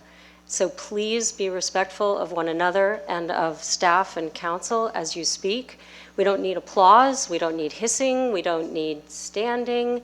Please, please allow for us to hear one another and trust that we are listening. It would really be appreciated. Mr. Mayor, to go along with that, I think one of the things, typically with crowds of this size, as the council, you usually kind of determine how much time you should give each speaker, and maybe take sort of how many speakers there are, because if you do the typical 3 minutes, Yeah. and if you have 50 Is people everybody speaking, along this side all looking to speak? And many more. So typically, you might come up with, this is, like 1 or 2 minutes. It's up to you, say 2 minutes, and then if you can get one speaker for a group, you would give them more time, ask for people to talk about if they have something different to say. And that's just in the interest in time, because otherwise at the end of 3 hours, people are pretty burned out. Yeah, well, that's definitely a consideration. And if you hear somebody eloquently say what you were going to wanted to say, you can say, I agree with them, and that's fine. You don't have to use up your full 2 minutes, but I think 2 minutes probably would be appropriate rather than 3, because we want to get out of here before 1 in the morning. So hopefully you can keep it to that, and we look forward to hearing what everybody has to say. So. Thank you, council members. My name is Carl Deal. I'm a resident of Fairfax, and I'm not familiar with the Foothill case or with the alternative which staff has proposed. I just wanted to address a couple of remarks to the general concept of streamlining. It, I think, conveys a wrong impression, because in fact this project, and we're all talking about Victory Village, let's be real here, it is not being streamlined. It's been kicking around. There's been meeting after meeting after meeting for 5 long years. So this process has not been streamlined and won't be streamlined because there's more meetings down the road. Nobody's going to get railroaded. Everybody's going to get a chance. This council has been, and along with the Planning Commission and staff, have been more than receptive to every point of view. So I think I would love to toss the term streamlining out the window, because we really have been very deliberative in our addressing of this project and all its concerns, and that's perfectly appropriate, and I think we will continue to be so. Thank you. Thank you, Carl.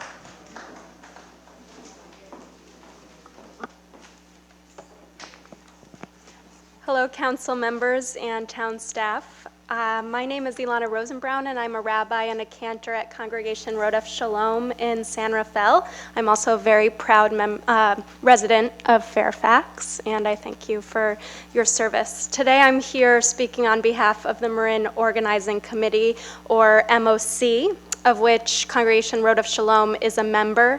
MOC is a broad-based organization comprised of 16 civic organizations, churches, and synagogues that organize together for the common good in Marin. Our work last year included holding 6 civic academies to train 450 leaders across the county about the politics of Marin's emergency shelter. So MOC today and always strongly supports the creation of more affordable senior housing, and in this case, Victory Village, as a home for 54 low-income seniors. We are prepared and organized to support the town council in doing whatever it takes to bring this project to fruition. We do not subscribe to any of the fear-based talking points that announce the demise of Fairfax if this low-income senior housing is built. We implore the town council to not succumb to this fear-driven frenzy. Affordable housing for seniors is very much in keeping with the spirit of Fairfax as a welcoming place to live. Without hesitation, the Marin Organizing Committee says yes in my backyard, yes in our backyard. In the Jewish tradition, helping the poor is not an option, it is a sacred duty. The word tzedakah, often translated as charity, literally means righteousness or justice. In our commitment to justice, we are called to protect poor people, even in places, and especially, I would say, in places like Marin, where poor seniors bear a double burden. It is a stressful challenge to be poor anywhere, but in our county, where safety, food, and housing are presumed a given, and where young millionaires are driving up home prices, it is especially difficult to be poor as a senior citizen. And I see this on my very own street, where my neighbor might have to move out imminently because she can no longer afford to live here. We urge the council to do what it takes to make sure Victory Village proceeds in a timely fashion. This is a rare opportunity we must seize. In turn, MOC will do whatever it takes, from walking neighborhoods to educating our fellow citizens, to back you up. Thank you for your kind attention. Thank you. I'm Catherine Hartz. I'm pastor at Fairfax Community Church, which is also a dues-paying member of the Marin Organizing Committee. At Fairfax Community Church, I work with many of you in this room as we host the Fairfax Food Pantry, serving over 235 people, including making home deliveries each Saturday. Many of those are seniors, of course. And we also host the Organic Senior Lunch in collaboration with the Good Earth grocery store each Sunday. Almost every Saturday and Sunday, I hear a heartbreaking story of a senior who does not have housing or has to leave the area and leave family because they cannot afford to be here any longer. It seems that we all in this room have a moral imperative to do what we can to address the housing needs of our seniors. Marin Organizing Committee strongly supports the creation of senior housing in a prompt manner. I have personally seen how delaying and delaying and delaying can have direct results on people's lives who need the housing. Christ Lutheran Church has been part of the fabric of this town for 56 years and is going to sell their property. Don't you want it to go to senior housing? Don't you want this church in the existing footprint that exists in their property to leave a legacy of loving in this community by taking care of our seniors? If we don't take this opportunity, it could become something else with a negative impact for the community. We all know there is a need, and delay has a direct result on people's lives. I've been proud to be a faith leader in Fairfax because of the uniqueness of Fairfax and how we all seem to work together. And I believe we have a moral obligation to take care of one another here, right here in Fairfax. So here's our chance to prove the real character of Fairfax. MOC strongly supports the Town Council's effort for senior housing on a timely basis. This is not a new project, and the public has had plenty of time to think it over. So I ask all of you, who among us can be against senior housing, especially when Christ Lutheran Church is offering it to us? MOC certainly isn't, and we will work to make sure that senior housing happens in a timely manner here. Thank you all for all your good work and care about this community. Okay, thank you.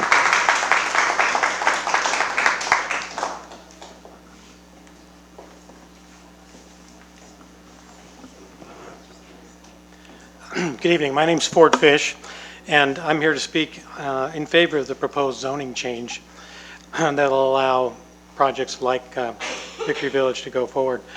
I've lived in this community for 40 years. I'm a parishioner at St. Rita's and part of the REST program there for the last 8 years, providing shelter for homeless individuals. I'm also a board member of Mercy Housing. I run the real estate committee for Mercy Housing, and you probably all know Mercy Housing built Bennett House here in Fairfax almost 30 years ago. Bennett House has 70 units for seniors and has had a wonderful relationship with the town of Fairfax. There's no question that we have an incredible housing crisis in the Bay Area, affordability crisis, and it's particularly acute in Marin, and it's here in San Anselmo, just like it is in all the other towns here in Marin County. It's evidenced by the waiting list at Bennett House right now is 260 senior people on the waiting list.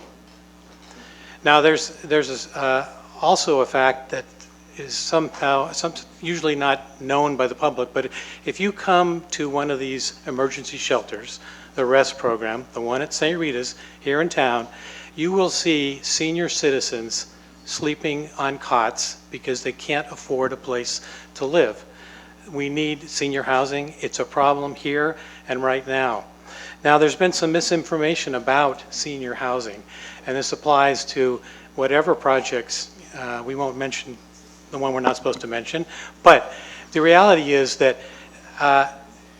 if we look at the demographics of the people that are on the list to get into Bennett House, 90% of them come from Marin County, and the highest percentage of within that 90% are from Fairfax. Our neighbors need housing here. The other misconception, I think, is about parking. I know that's been an issue wherever the facility is. Well, the parking at Bennett House is 33% less than the parking at the proposed project that you're going to be reviewing soon. And the parking at Bennett House is empty half the time. There seems to be this misconception that seniors are driving fast cars all over the place all the time. Well, that's not the case. We also have at Bennett House not very good access to the site. I mean, I think you all know where it is, behind the supermarket. Well, it's definitely hard to get at. That's not the case in the other site. You've got, I want to share two things with you here. One, quickly, because you're... All right, thank you. One, the time is now. The cost of developing housing has gone up 50% in the last 5 years. A lot less housing we can build. There is much less funding available, and it's more expensive all the time for funding. And we provide the funding because it's all based on tax credits. This is a unique opportunity. I've seen projects all over the state for a long time. The site here has it's the best site I've seen. It's being brought to you. You've got a wonderful operator, a great design. It's not going to impact the community negatively. So please consider this zoning and approve this zoning change. Thank you. Thank you. Good evening again, David Haskell, Glen Drive. And I am also a board member on the Fairfax Chamber of Commerce. The Fairfax Chamber of Commerce got wind a little bit. We understood that you were changing course and choosing to just simply look at the Victory Village proposition. And I commend you. I hope that their action helps heal the wounds in this community, that this is an opportunity for us to unite together. And if that's the outcome of your decision, then well be it, and thank you. But at the same time, the Chamber of Commerce wants to go on record very strongly that we support low-income workforce housing in this community. Senior housing is workforce housing too. Has anybody been to Fairfax Lumber lately? And so the need for workforce housing is every employer in this community has employees who in often case have to drive from Vallejo, drive from Richmond, leave late at night to go home. It's a huge disservice not only to their employees but to the businesses itself and to the very viability of those businesses. And so low-income housing is a priority that you nominated in your general plan, and it's one that we want you to follow through on. Let's have peace with this decision today, but let's make sure we keep low-income workforce housing on our agenda so that we make this community the community we want to live in. Thank you.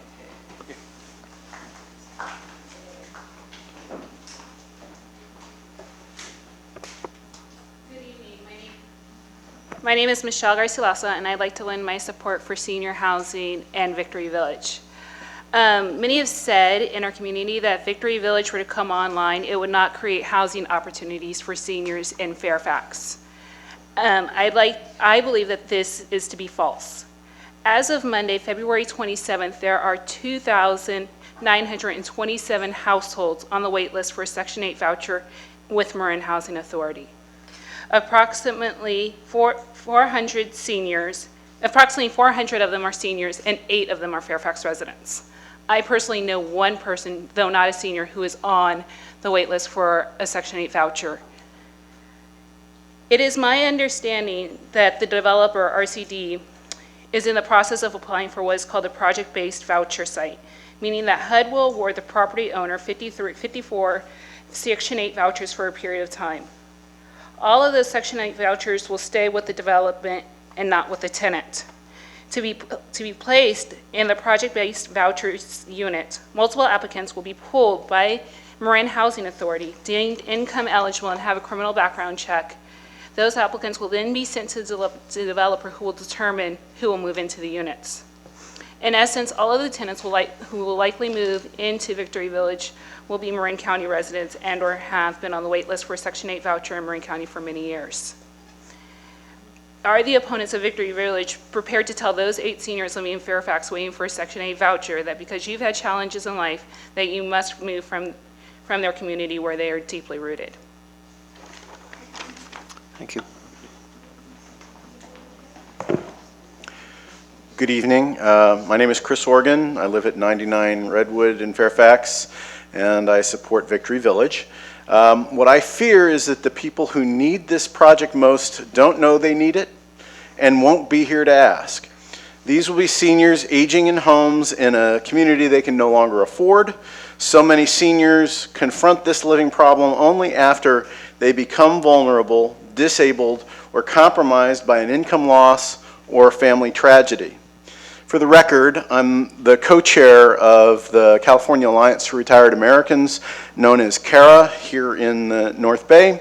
We're a grassroots alternatives to AARP. One thing we do is search for good housing projects for low-income seniors.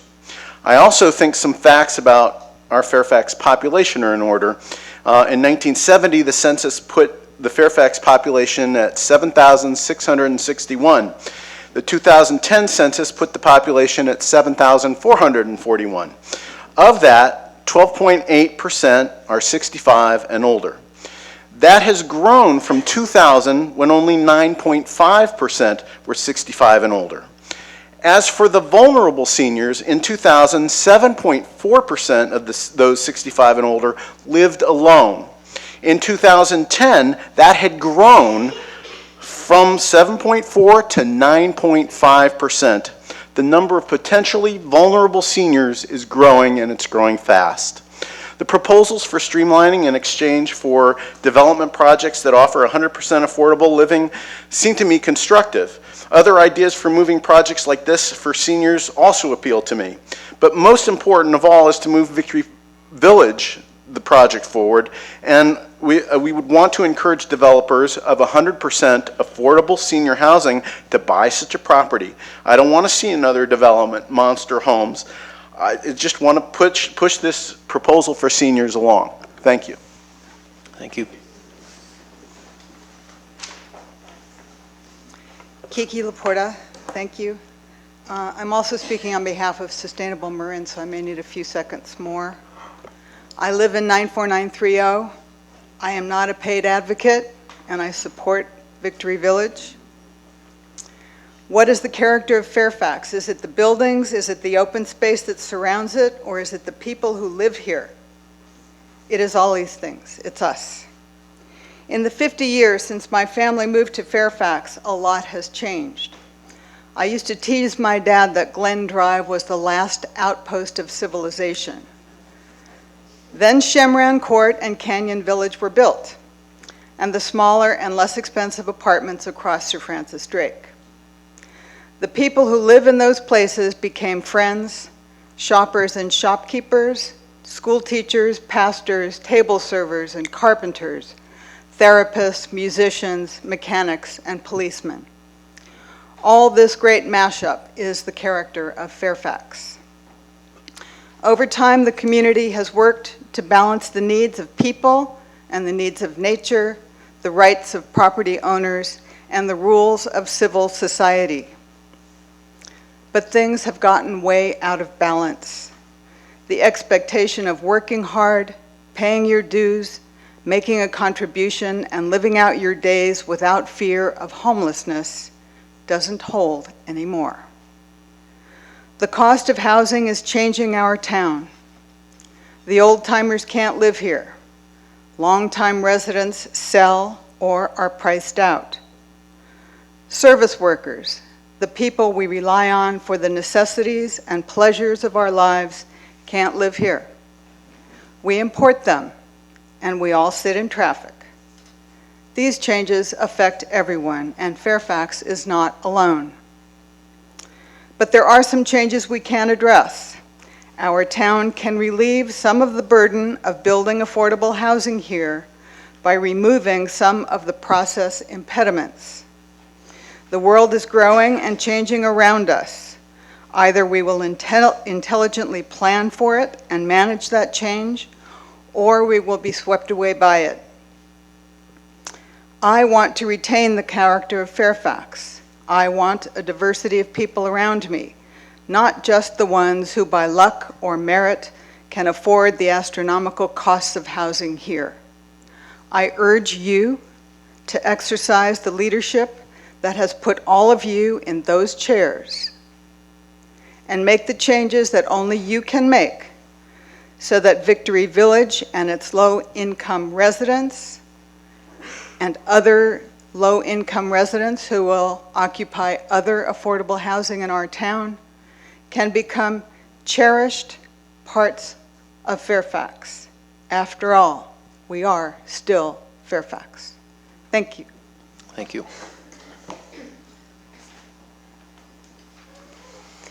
Hi, my name is Yvonne Roberts. I live at 93 Scenic. So I'm representing myself as a resident, but also I'm an executive at Whistle Stop. And so I'd like to mention that Whistle Stop is very much in favor of this project, and it's going to help with transportation. I know that one of the concerns is traffic. We all have the traffic nightmares. However, what we found in affordable senior facilities is that there are less need for cars. There's actually not less need, there's less opportunity to own cars. And Whistle Stop has time, especially between the commute hours, between 10 and 3. And we have been talking with RCD about offering a shuttle service that would help the seniors get to where they need to go so that they won't be isolated. As a Fairfax resident, I care deeply for seniors. I want this kind of a place to be available when it's time for me to move in. And it might be 20 years down the road, but I still want it available. And so I feel like it's a really important project, and I ask you, implore you to please support it. Thank you. Thank you.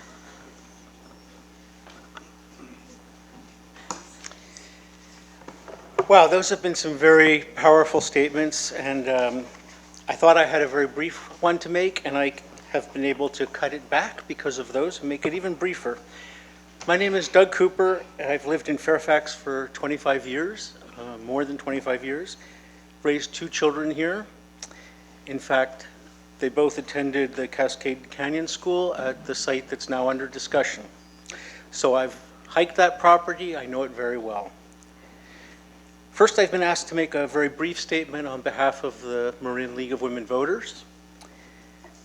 And then I'm going to make just a very brief comment on my own. The League of Women Voters has long agreed that we face a dire need for more affordable housing, especially for seniors. And they believe that Victory Village is a meritorious and much-needed project. We've paid close attention to the public process and believe it has been exhaustive, and that there is no valid reason that the project should continue to be delayed.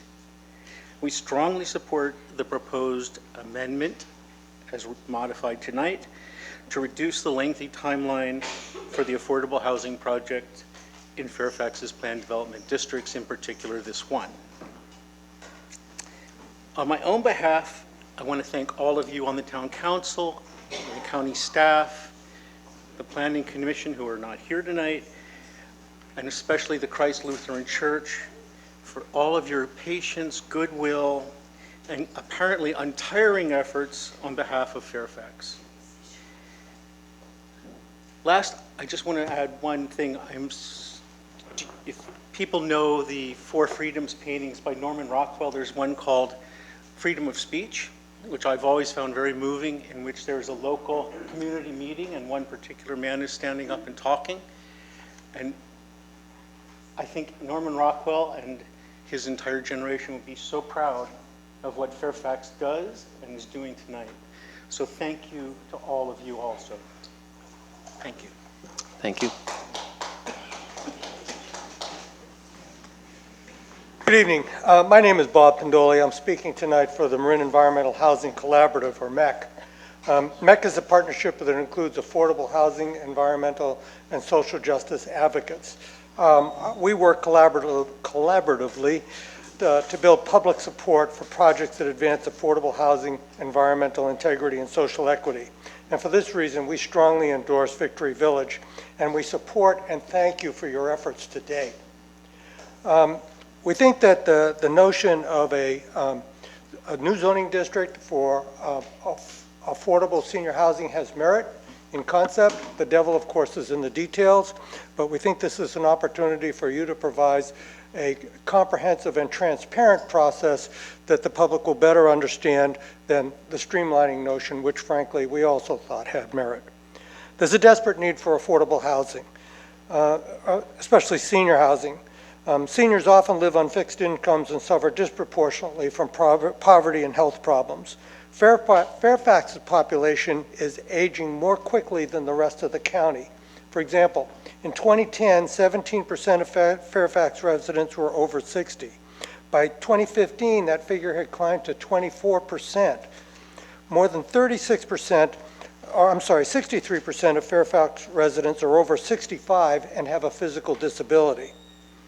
Victory Village would provide affordable housing designed for seniors that Fairfax and all of Marin desperately needs.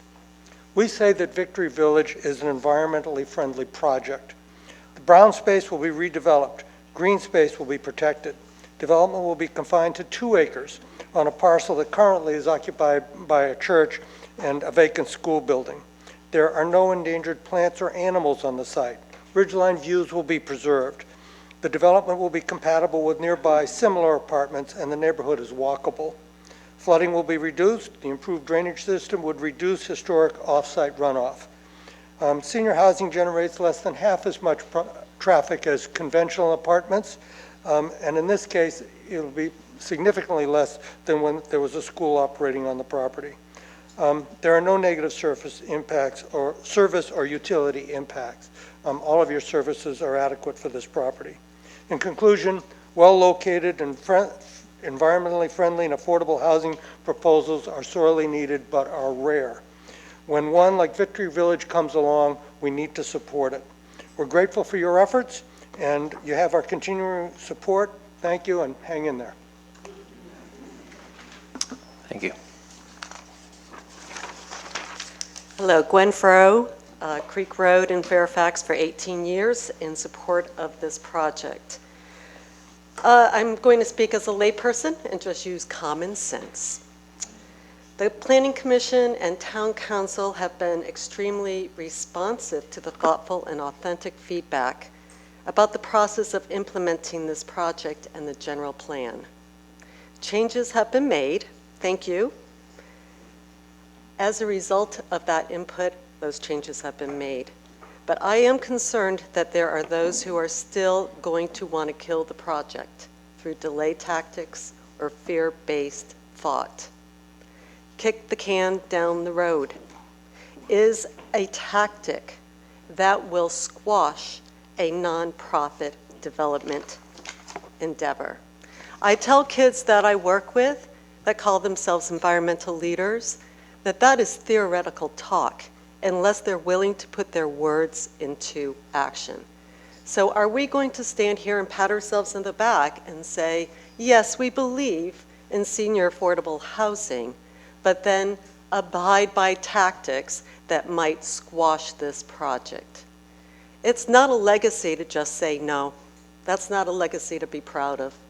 I want this town to have the courage to move this project forward expeditiously. In closing, the fact of the matter is that medical science has the ability to keep us alive longer. We may all be impacted by longevity in this room. Do people have the ability to live in their 80s and 90s, to live independently with a quality of life? I can tell you that people who can't afford to live in their homes end up in a nursing home where the life expectancy is 2 years, regardless of whether they need to be there or not. It's based upon affordability, and Medicare will pay for that. They won't pay for affordable living. That is impetus for us to move this project forward. Everyone in this room could be a victim of longevity, and again, I want you to have the courage. I know it's funny, but thank you. Thank you.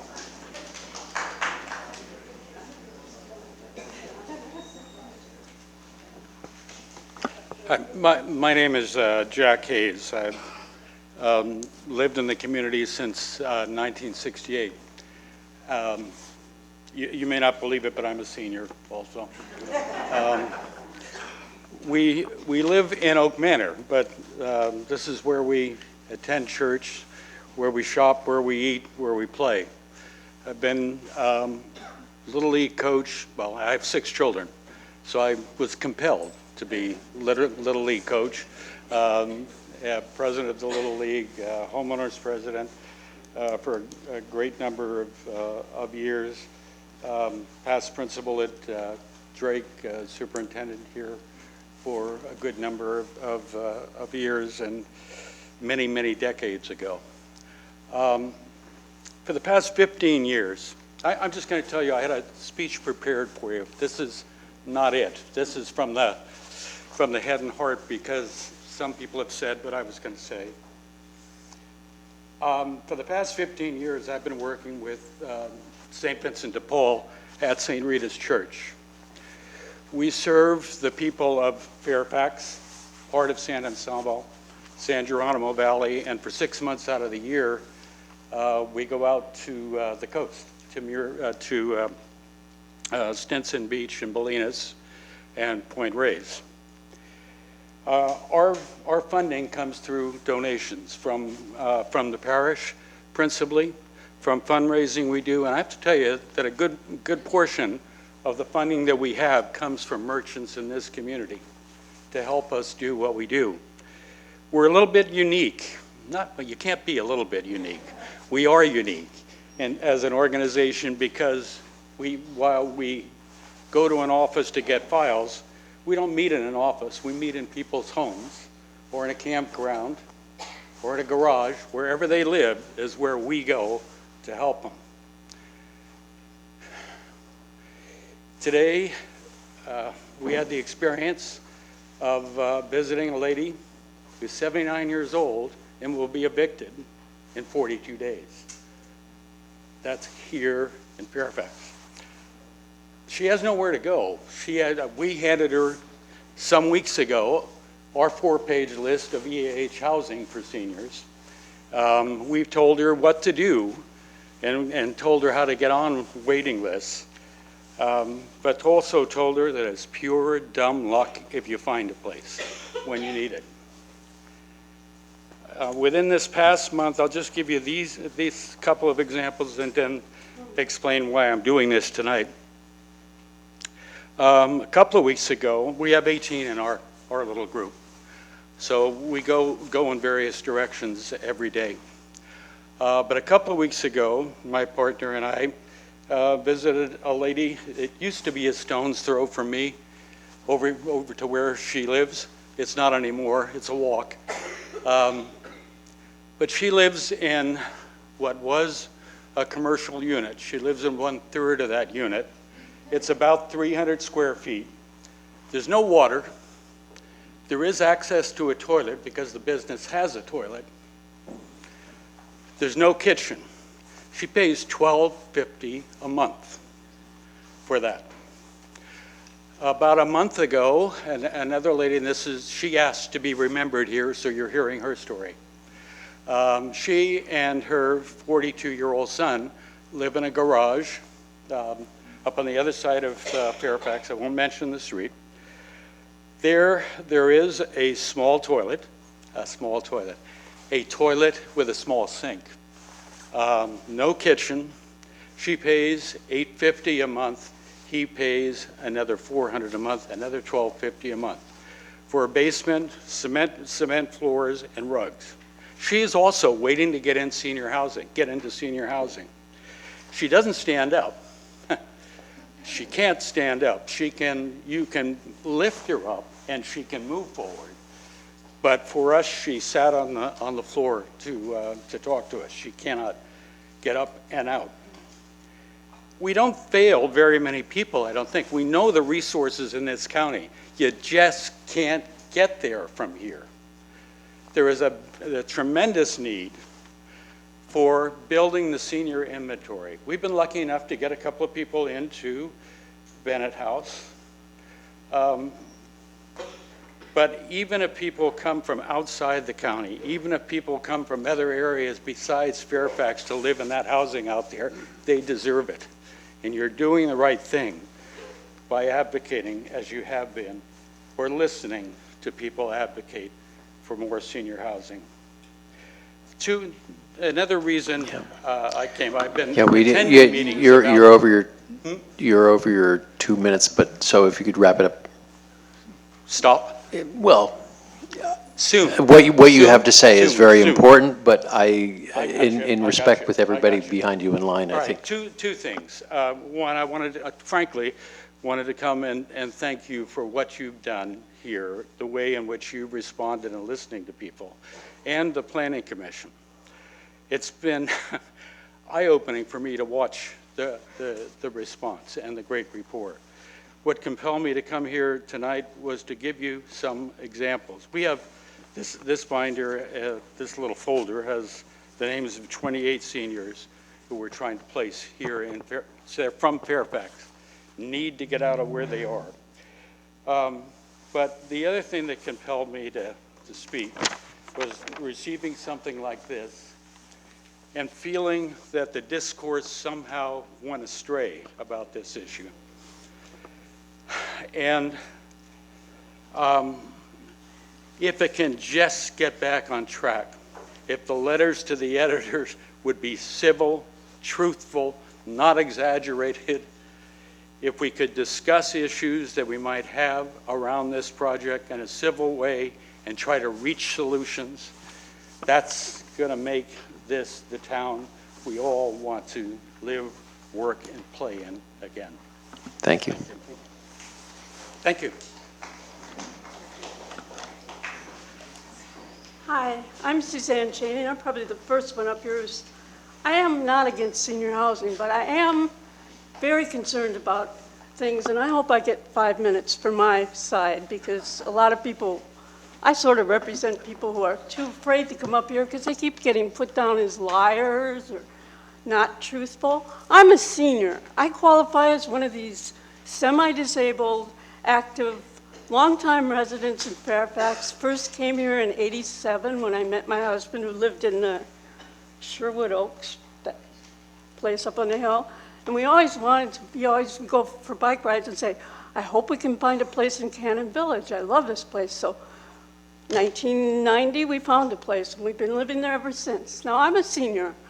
I tried to bike, you heard that story earlier, to the library. It was not a good experience.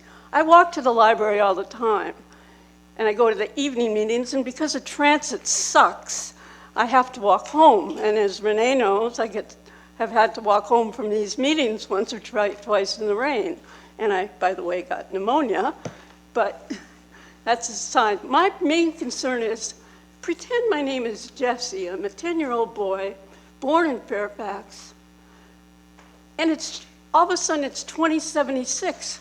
And I'm 65, and I had a stroke, but I don't need to be in a nursing home. But I'd like to stay in Fairfax, and I want to go move into Victory Village. Well, very good, but 55 years, it's no longer senior housing because it was only guaranteed for 55 years.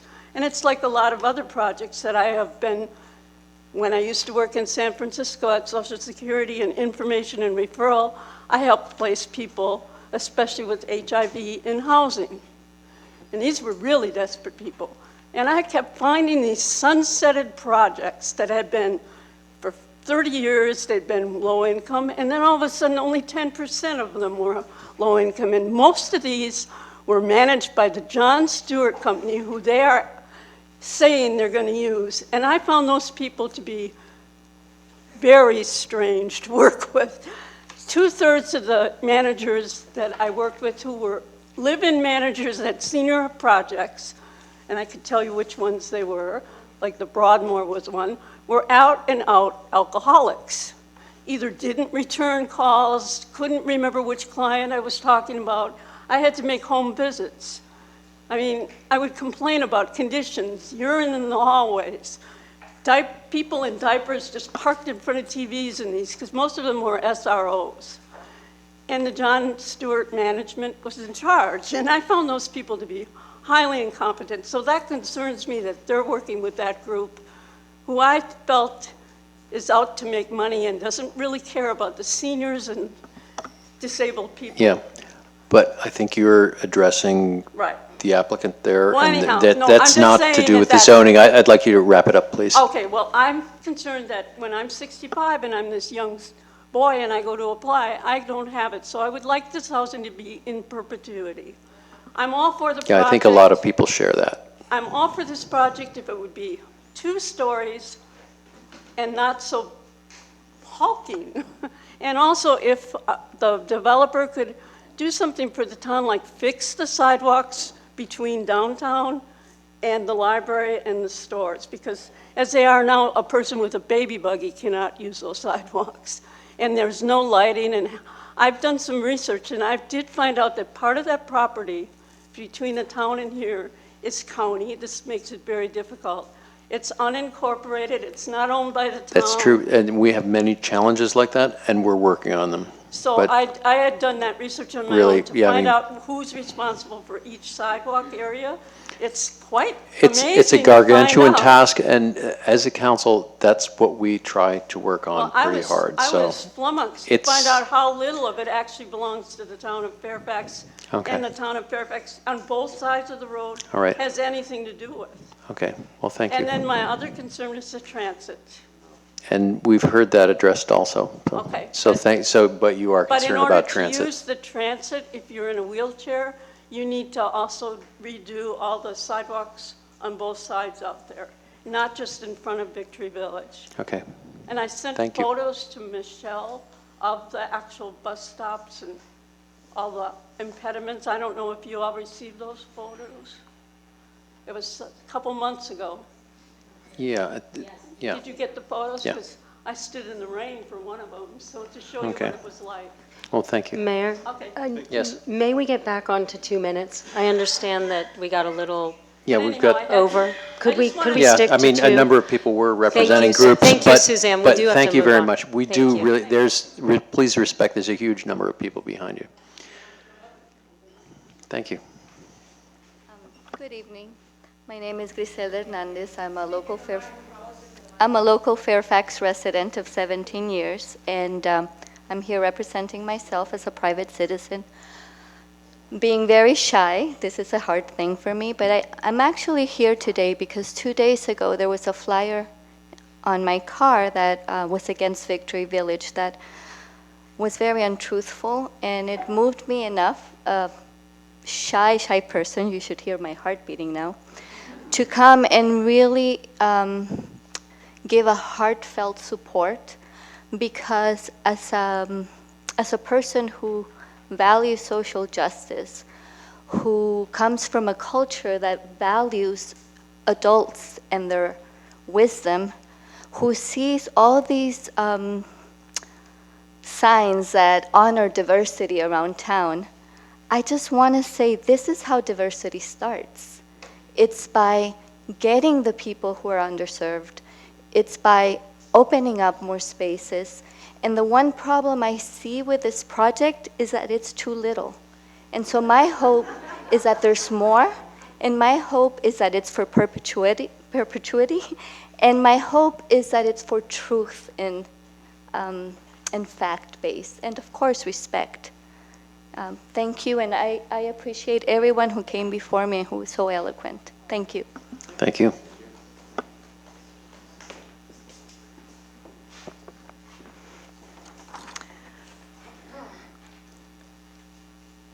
Hi, my name is Wendy Callens, and I'm speaking for the Coalition for a Livable Marin.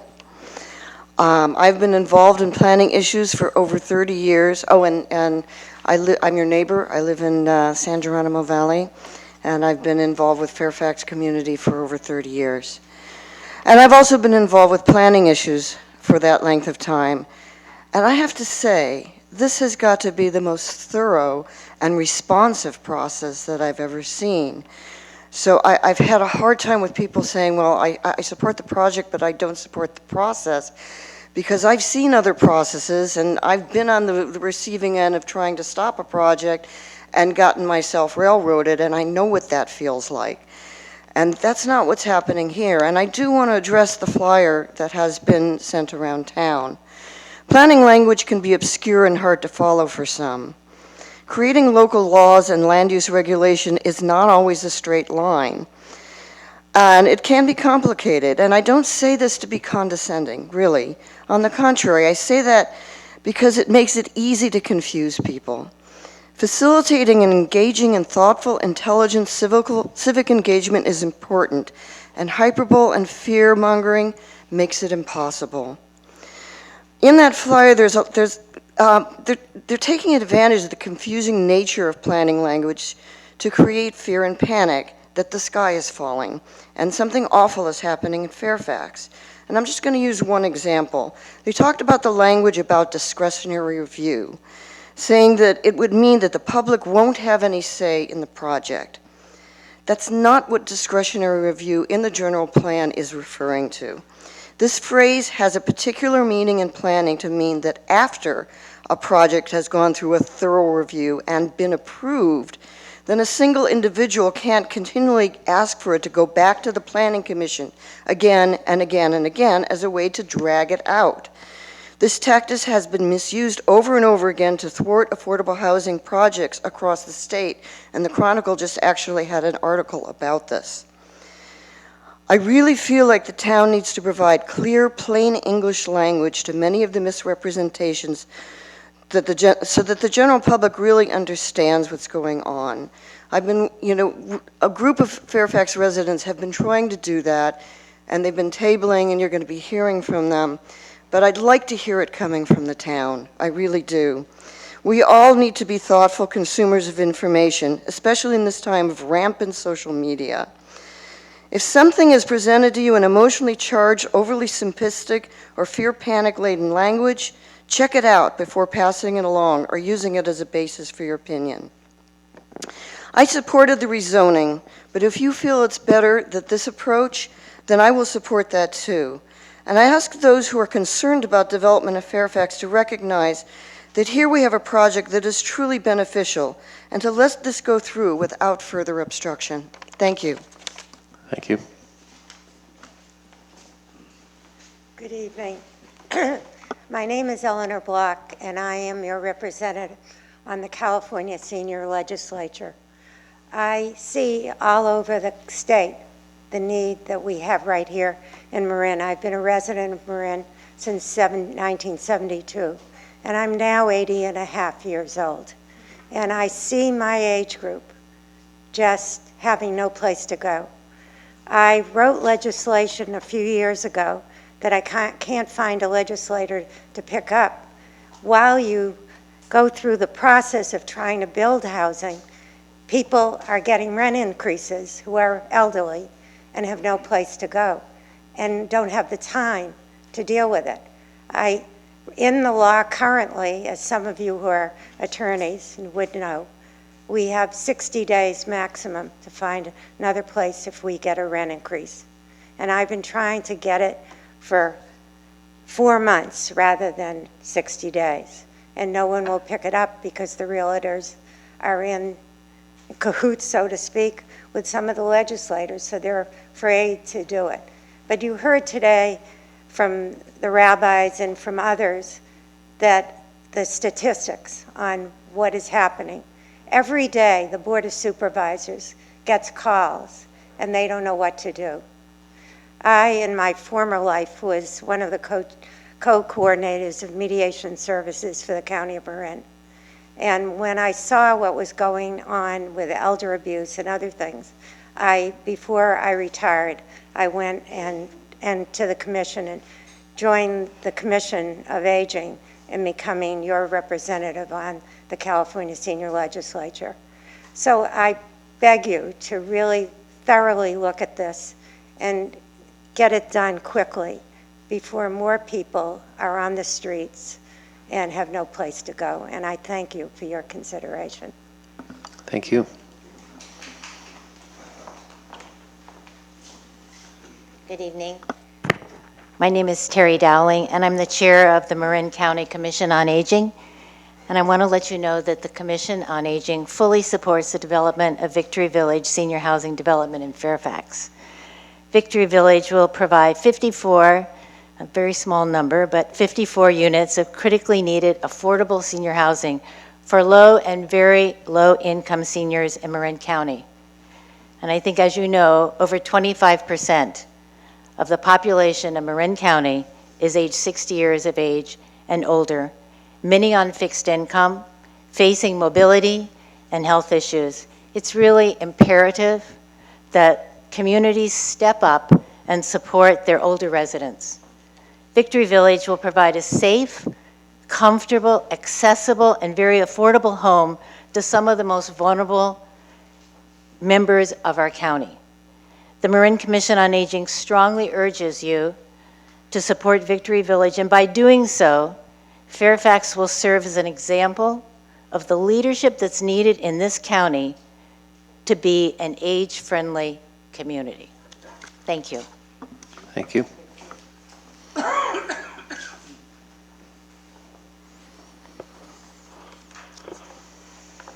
Good evening. Jody Timms, Cascade Drive. Very grateful to live in Fairfax, resident of 25 years. We are the county in the Bay Area with the greatest number of older adults. As we've heard, 25%, that's 65,000 of us in Marin who are over the age of 60 and increasing every day.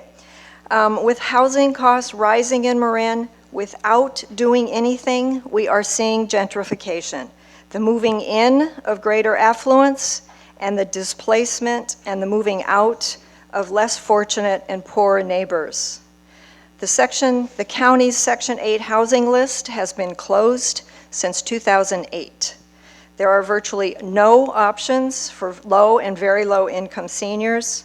My day job for the last 6 years is all about this county's seniors. As a resident social services coordinator with a caseload of over 165 seniors, living in a retirement community where 40% of them are low or very low income seniors, in HUD subsidized housing, I know what it takes for 60 and 70 and 80 and 90 and over 100-year-olds to try to live in this county. There is a lot you have to face losing when you age. Your health, your peers, your looks, your independence, your identity, the list goes on. But to lose your housing, to lose where you call home, undermines all else. Victory Village would give 53+ older adults a place to call home, to build community together, something this town is well known for, our special wild and woolly community. Every day I get to witness and experience older adults sharing their rich and amazing lives with each other, with me, and occasionally with the world at large.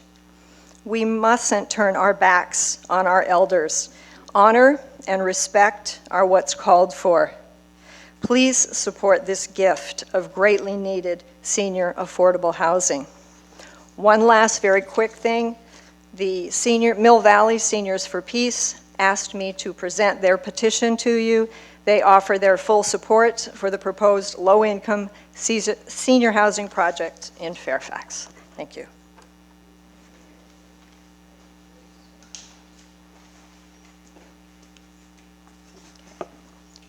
Hi, this is Kathy Flores. I'm on Claude's Circle, and I have notes all over the place now because I've changed things. I'm a 25-year resident of Fairfax. I moved here from San Anselmo in '92 because it was the least expensive town to buy a home in. I used to come up here in, probably the 60s to Marin Town and Country Club with my brother and cousins and fell in love with Fairfax. We're now back in, let's say, 2017, and I feel that the developers are trying to change the character of Fairfax. I find that Victory Village how do I write this? I find Victory Village, everyone is for Victory Village. I'm for Victory Village. And we're sort of fighting against who's right and who's wrong, and it's not true. What I'm totally against is what it's going to look like out there. To me, I'm looking at it, and it's possibly, when you say 4 stories, the top roof is 41 feet high.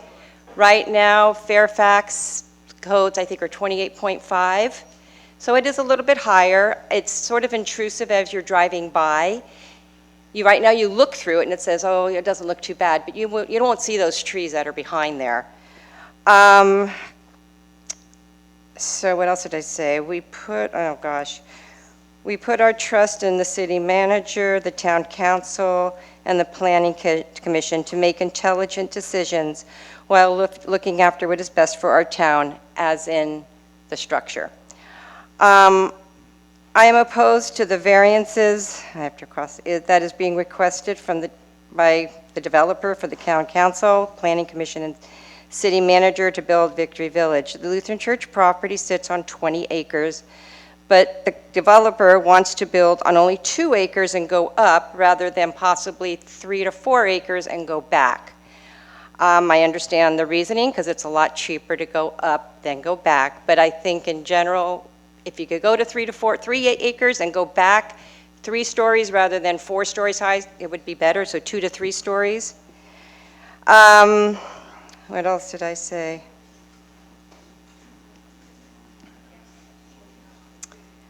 Isn't this, oh, well, I'm saying, isn't this like our general plan, specifically the land use element, isn't it to create a framework for maintaining the character of Fairfax?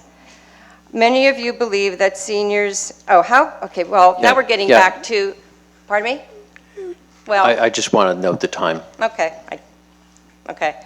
Yeah. So I'm still confused on who's on the list. I still hear one thing, someone's walking out, you hear another thing. I would like it to, I don't know how it could be, but Fairfax seniors on the list, and the parents of the Fairfax residents, who I think is really important to be near your family as you're getting older. Don't know how that could happen. Yeah, I mean, this is all management of the project, but the zoning of the thing that we're talking about. But we're not, I know that's the zoning, but now we're talking. That's something else. But this is going to be in front of the Planning Commission, where a lot of the things that you're bringing up Oh, sure, are I going to could be do that, addressed. but so. I'm right. And since your 2 minutes are up, I'm trying to Well, I'm going to inform you. finish it so, off. Thanks. I believe that the current planned district development zone that we have in place works well and has helped save Fairfax's small-town character with its height limits, creeks, setbacks, and parking requirements, all while allowing reasonable development to occur. I feel that it is my responsibility to stand up and say to the town council, city manager, planning commission, that this building style is not right. There's going to be a time when all of you are going to be questioned on your decisions, how you responded to the challenge before you, and how it affects the town of Fairfax. Thank you.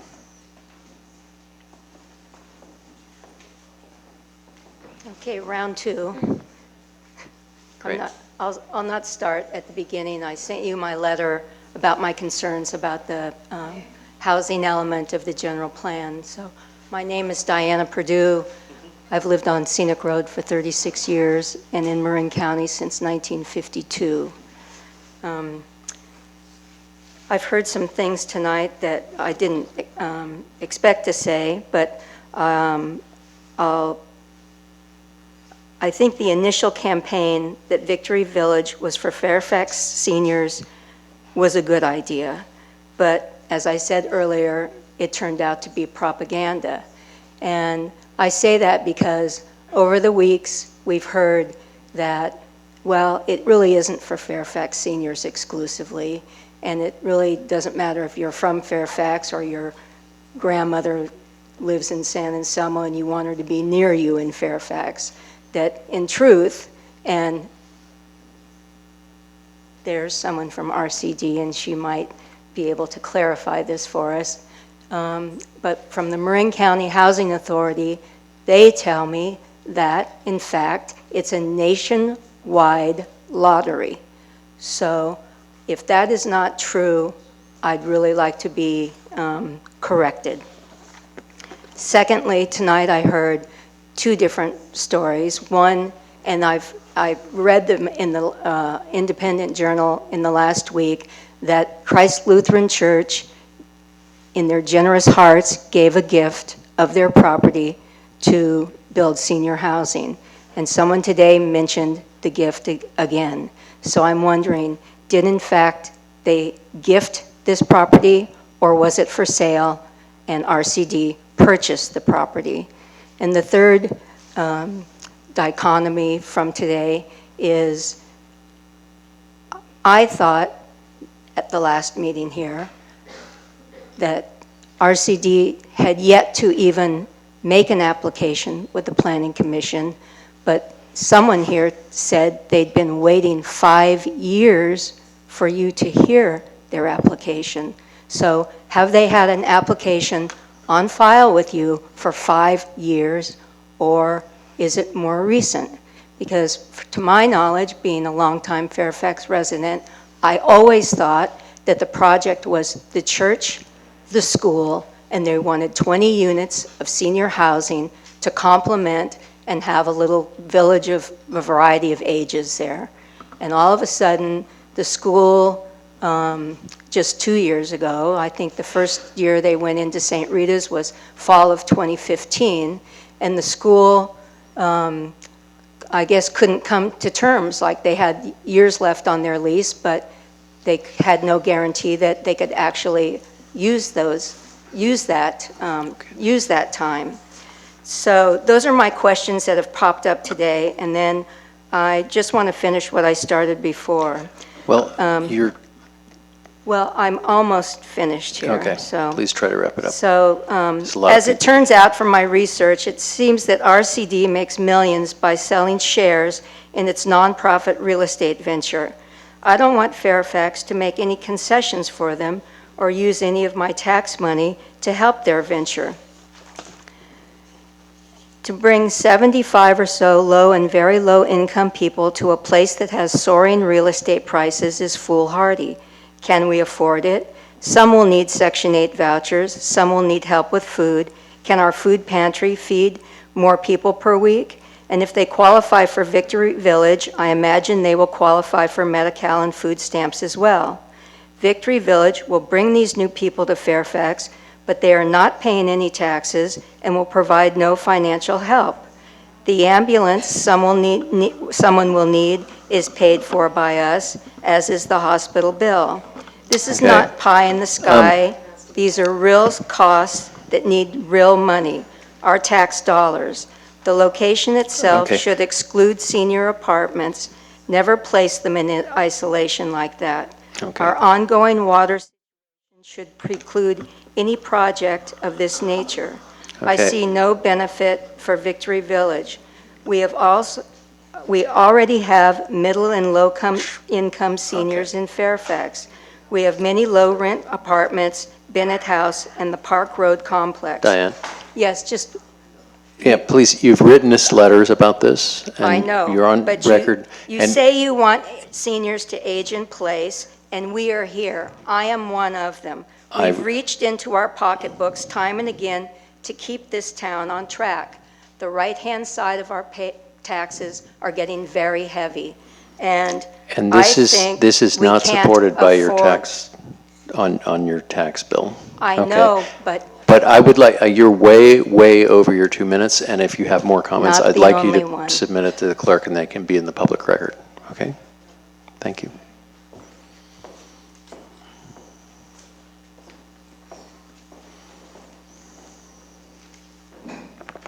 Hi, my name is Rebecca Collins. I live on Monte Vista Road in Fairfax. I've lived here for 30 years. And I just want to say how much I appreciate the Planning Commission and the Town Council and all the staff through this process, because I think that it has taken an amazing amount of patience and persistence and stamina. And, you know, I've been an advocate in my life, but who I really admire is you guys, because I don't know whether I could do it or not, honestly. I want to say also that I was with a small group of people the other night in downtown, and we were holding signs. And I just want to say, I hope that you'll take it to heart that there are so many people in this town that support this. We were standing there, people blew their horns, they gave us thumbs up. We were there for at least 2 hours, and it went on and on and on. And you weren't there to see that, and I wish we had filmed it, and it was really extraordinary. The other thing, I have a little thing that I'm supposed to read, if I can manage it to do it quickly. This is about, will people from Fairfax get to live in Victory Village? There will be an open process for anyone who wants to apply. Competition will be stiff, as there is often 100 applicants for each apartment of affordable housing. We actually had someone who worked in the restaurant at Fred Alicios to come out and ask us about that, because he said that he had tried to get into Bennett House and it was so full. And one of the things that occurs to me, how bad the need is, just all through the Bay Area. And as a community that believes in fair housing and equity, we should not be objecting to the laws that require that there can be no discrimination based on race, ethnicity, religion, or geography. But that doesn't mean that Fairfax people will not be living there. If you look at other affordable senior housing projects in Marin, close to 90% of the people who live there were already residents of the county before they moved in. I think it's also important for us to take note that right now there isn't enough space in Fairfax for Fairfax seniors to be here, and at least if we're opening this up, we have an opportunity, and also we're giving back to the community at large who has already taken our seniors into their communities. And I think it's important for us to remember that. Okay. Thank you so much. Thank you.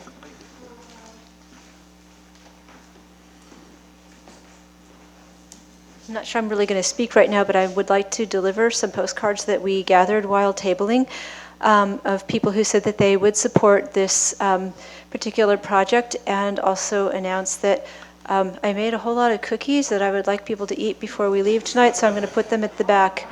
Thanks. Thank you very much. Okay. I thought the basket was full of cookies. It's full of postcards. They want the cookies, not the cards. We thought the huge basket were the cookies, but we're... Yeah, it's the huge basket is full of postcards. It's a good thing. I'm Spirit Wiseman with, I live in Canyon Village, and I support senior housing, and I support the council's wisdom and expertise and their ability to shepherd us through the zoning change, which needs to take place in order to have it move more efficiently. What I don't support is seeing the, watching people's spinning fear stories, spinning mistrust in the community, leaving out facts, and how that affects people's emotional states around this issue. And we recently, several of us worked at the table at the Good Earth, and we had the opportunity to meet quite a large number of people, and we just talked to them about affordable housing, and it was like everyone. People were like, yes, I support this. And so we got these cards. We just said, can you just sign a card? And they were happy to do so. And, people would come up and they just say, this man just said, I have 3 children and none of them can afford to live here.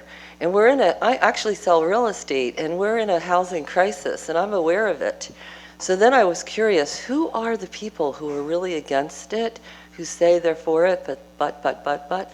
So I looked it up kind of in the tax records, and I thought it was the newer people maybe moving in with the Twitter accounts, but it wasn't. It was actually some of the oldest residents, people that have bought their house in 1963 or bought a duplex in 1995 for $130,000, or bought a house in 1981 for $37,000, because I could see the people's names on the next door Fairfax, and I thought, wow, they don't understand. They just do not understand.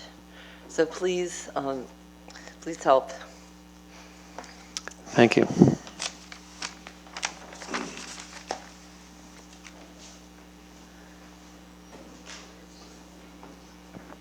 Hi, Roberta Anthes, 2 Snowden, Fairfax.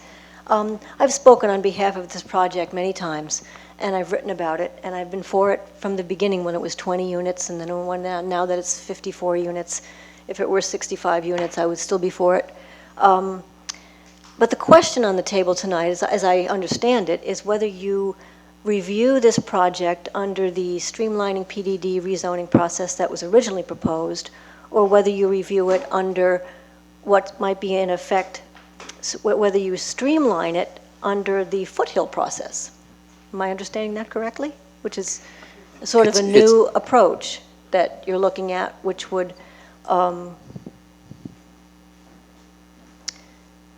in essence make it almost a zoning process specifically for this Victory Village. Am I understanding that correctly? Okay. Yes. Well, my vote would be the latter. If it is as you described it, It will not be a delaying tactic, am I correct? And it would be a streamlining process, pretty much like what the other one was, except that it would be more specific to Victory Village. And I think that would be really a very good solution to the problems that we've had here with the dialogue going back and forth about this project. I really want it to go through. I do not want to see it opposed, and I understand the concerns of the people who are opposed to this ordinance. And so I would like to see this go through as quickly as possible, and I think you have a great solution, and I hope you do review it, and I'd like to applaud you for considering it and for hearing the people's objections to the ordinance, and I hope that we can move this through quickly and soundly and according to your new arrangement. And I think that's wonderful. I hope you kick it up to the Planning Commission or go over it yourselves, and please go the new way. Thank you. Thank you.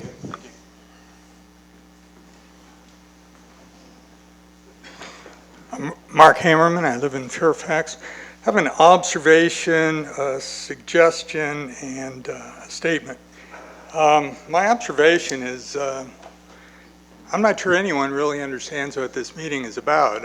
I don't. I think the confusion has been reflected by people who have come up before me and talked about, well, is it streamlining? Is it a senior zoning process? I don't think you all have done a particularly good job of explaining what process is or what this particular meeting is about. My suggestion to you is that virtually everybody in Fairfax is in favor of affordable senior housing. If you were to conform to the architectural standards that Fairfax has, my thought is that the opposition will melt away, and I think you should consider that. My statement is that I've heard tonight from some very sincere and very principled people, and I've been impressed by what they've had to say. I've also heard tonight some things that I didn't know, and I hope they're true. First is that I hope this project is going to be open to the people who live in Fairfax, because I've heard things both ways. The second is I hope transportation is going to be provided for these people so that they can have access to shopping and medical care, or to hospitals, because if it's not, it's a warehouse. Now, this is up to you. If you don't come through, then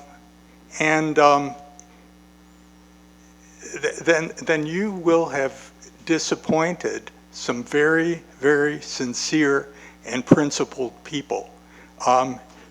It's a responsibility, and I think we all expect you to fulfill it. Well, thanks. That's the intention. I'm Steve Katz, Cascade Drive. This is way more interesting than next door, I just got to say that. So, you know, the issue before the council that the town staff has presented is in some respects a technical problem. What's the technically correct, legally defensible move to make? The community is responding at the level of what are the values that we care about. So there is a mismatch between the decision that you're faced with and the way that we're speaking about it to you, and that's okay. That's how it works. I really appreciate what the council has done to take on this question and kind of explore different alternatives to move this project in particular to a successful resolution as fast as possible. I wanted to actually talk about what it is to make the right decision, and especially under circumstances that we face today where a superheated property market makes it so difficult for a town to determine its own future, which is really what all of us are grappling with tonight. And I'm a proud member of the Fairfax Historical Society, And a few months ago in the newsletter, they sent out a couple of pages that showed the promotional material for the Cascades neighborhood when it was advertised for sale in 1914. And it was fascinating because on the back page at the bottom, it had this statement that said, good for your kids, close to nature, no casinos, no sanatoria, no, and I apologize for this, no Orientals, no Jews, no Negroes. Built into your deeds. Okay? It was legal. They did not make the right decision at that time. It was common sense, though. That's how you do things. They followed the process to a T. So little decisions have big consequences. That's the decision you're faced with tonight. I trust you'll make the right one. Thank you. Thank you.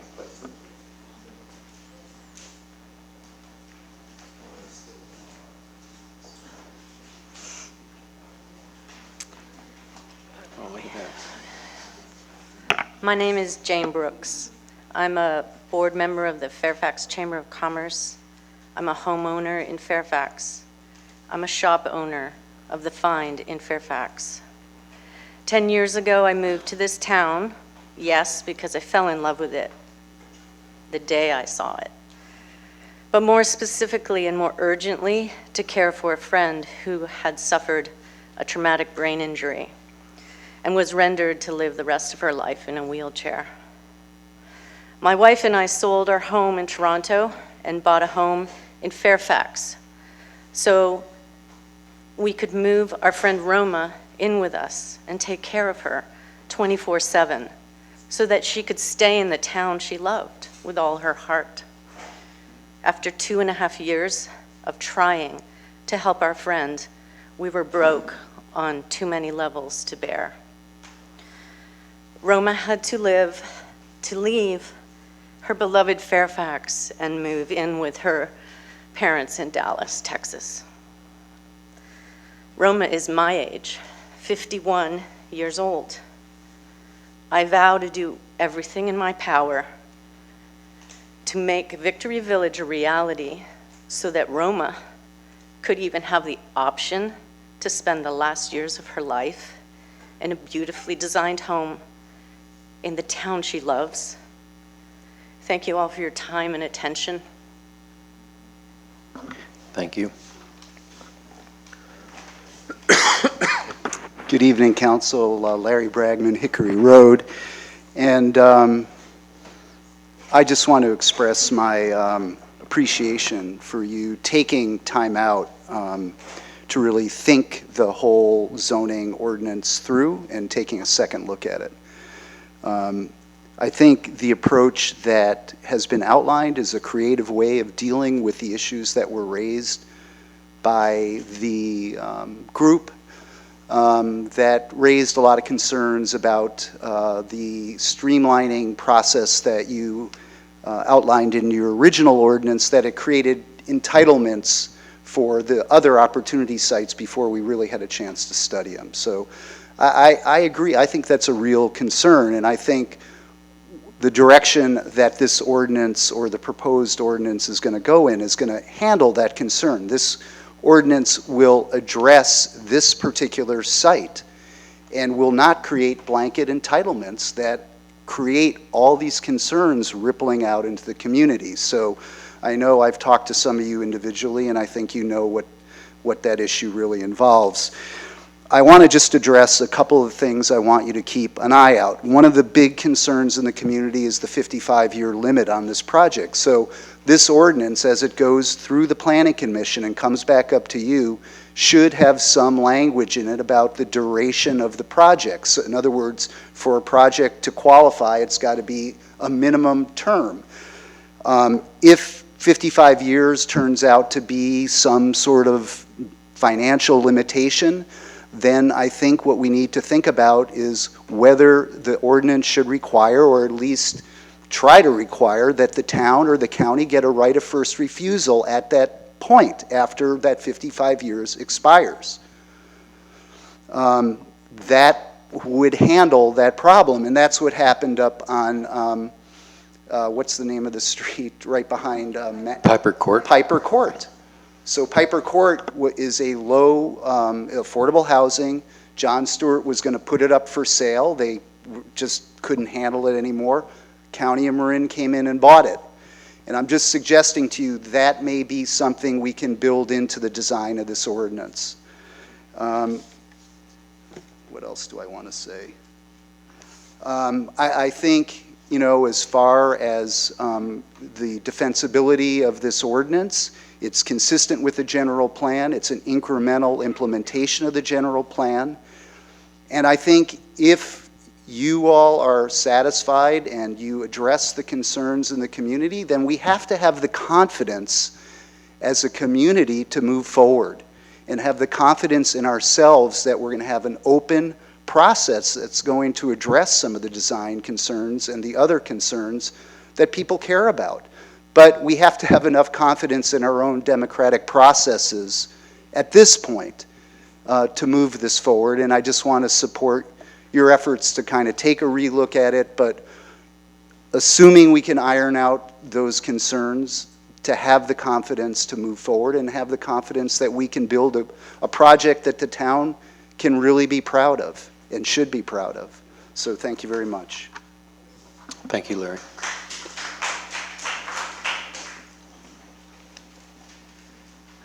Mayor Reed, council members, my name is Greg Nudd. I live in Canyon Village, next to the proposed project, and I had a well thought out speech making a moral case for why we should support senior housing in this project in particular, but the faith leaders were much more eloquent than I could ever hope to be in making that case, so I'm not going to attempt it.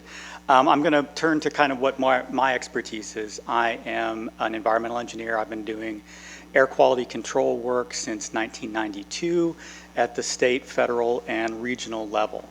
And I was heartened to hear about the city, the town's efforts to reduce our carbon footprint. And I want to remind you that in the Bay Area, 50% of GHG emissions are from transportation fuel usage and refining.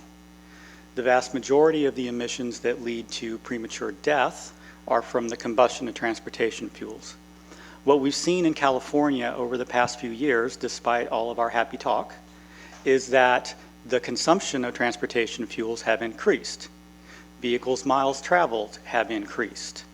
And one of the big drivers behind both of those trends is the lack of workforce housing, driving workers further and further away from where they work in order to go to their jobs. And so I want to support any effort to bring more workforce housing into Fairfax, and I think that's an important component of Fairfax's environmental responsibility. Thank you. Thank you.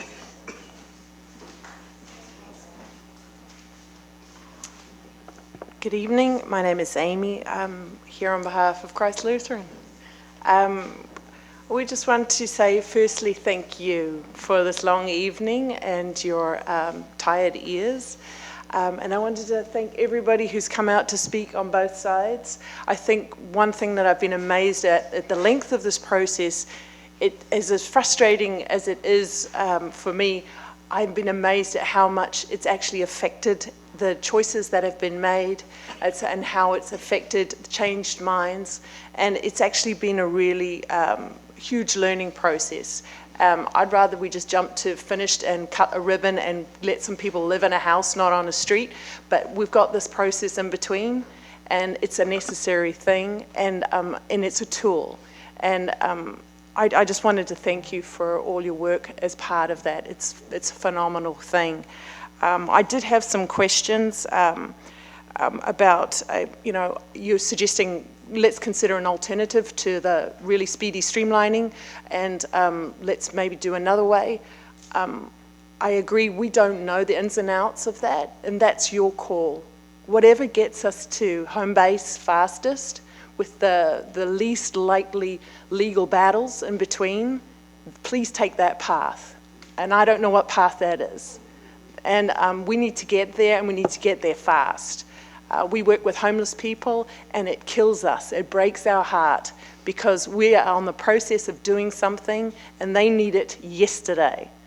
And everybody here has got a huge heart, and I know that the people who are in the minority, it seems to me this evening, who are not for this project for various reasons, may feel that the majority has been pushing this through. The real minority that we're serving are the homeless, and they are the people that are not here. They are not able to speak for themselves tonight, and they're the ones that we want to serve more than anything.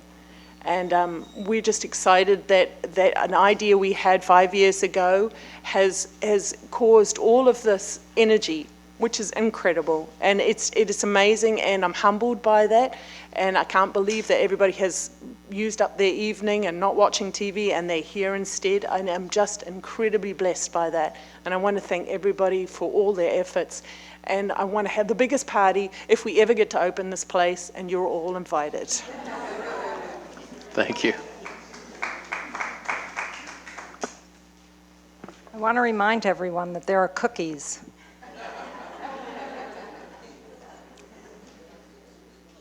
Thank you for your patience, and I wish I could speak as eloquently as some of the speakers already spoke, but I want to just say quickly, there are poor immigrants in Marin County who are afraid to go to the food banks and the food pantries because they're afraid of ICE roundups.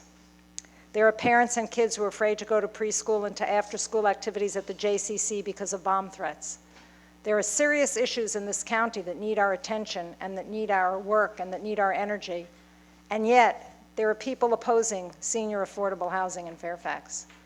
When I was tabling at the Good Earth, a lot of people actually used the phrase, "Who would be against that?" And yesterday when I held the sign up at the Parkade, somebody said to me, "Why do you need to promote that? Who's against it?" And it baffles me that there are people who would spend their political capital on fighting something that's such a slam dunk. It's so necessary, and the design is so beautiful. It just astounds me that there are people who don't want this to happen. There are a lot of people who say that there are nefarious plans afoot and secret meetings happening. We've learned this year that fear sells, and the flyers around town were specifically meant to scare everybody.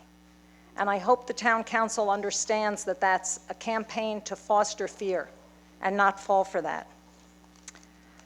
Finally, I want to say, I take personal offense when the town council is impugned and is accused of doing things that are not legal or that are not legit.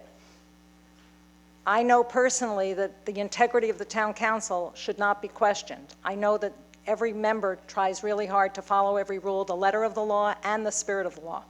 So I encourage the people who are trying to spread fear about the procedure that's happening and to tell us that something is not happening that's quite kosher. It's not being done right. If there's a but after I'm all for affordable housing, I hear that but as, I'm not really. I'm all for affordable housing, but I don't like the process. Really? The process is how it's going to happen. It doesn't happen without process. So thank you for all your efforts. Thank you for not falling for the fear campaign. And I'm speaking to the people who watch this on TV, not just the people who are here.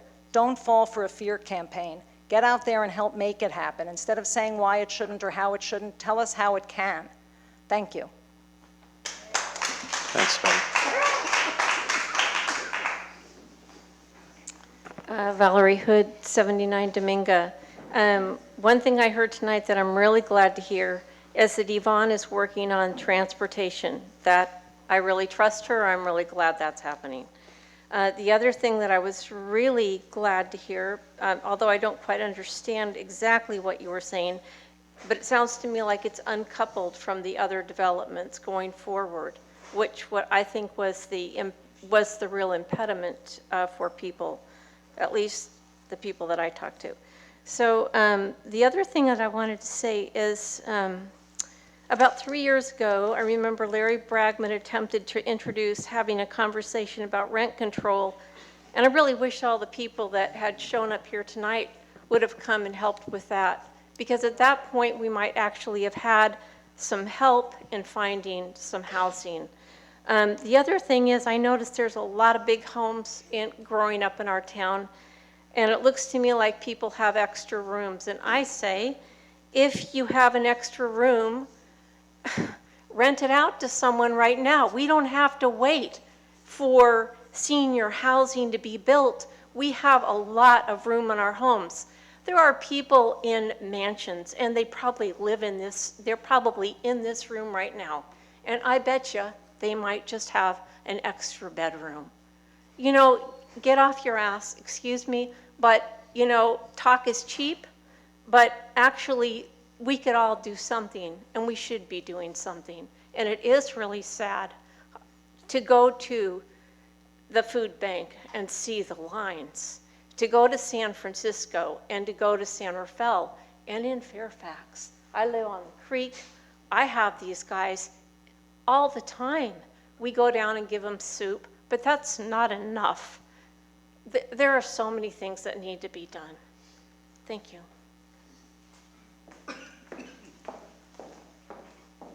Hello. Hi, my name is Laurel Druk. I'm a Fairfax resident. I live on Sir Francis Drake.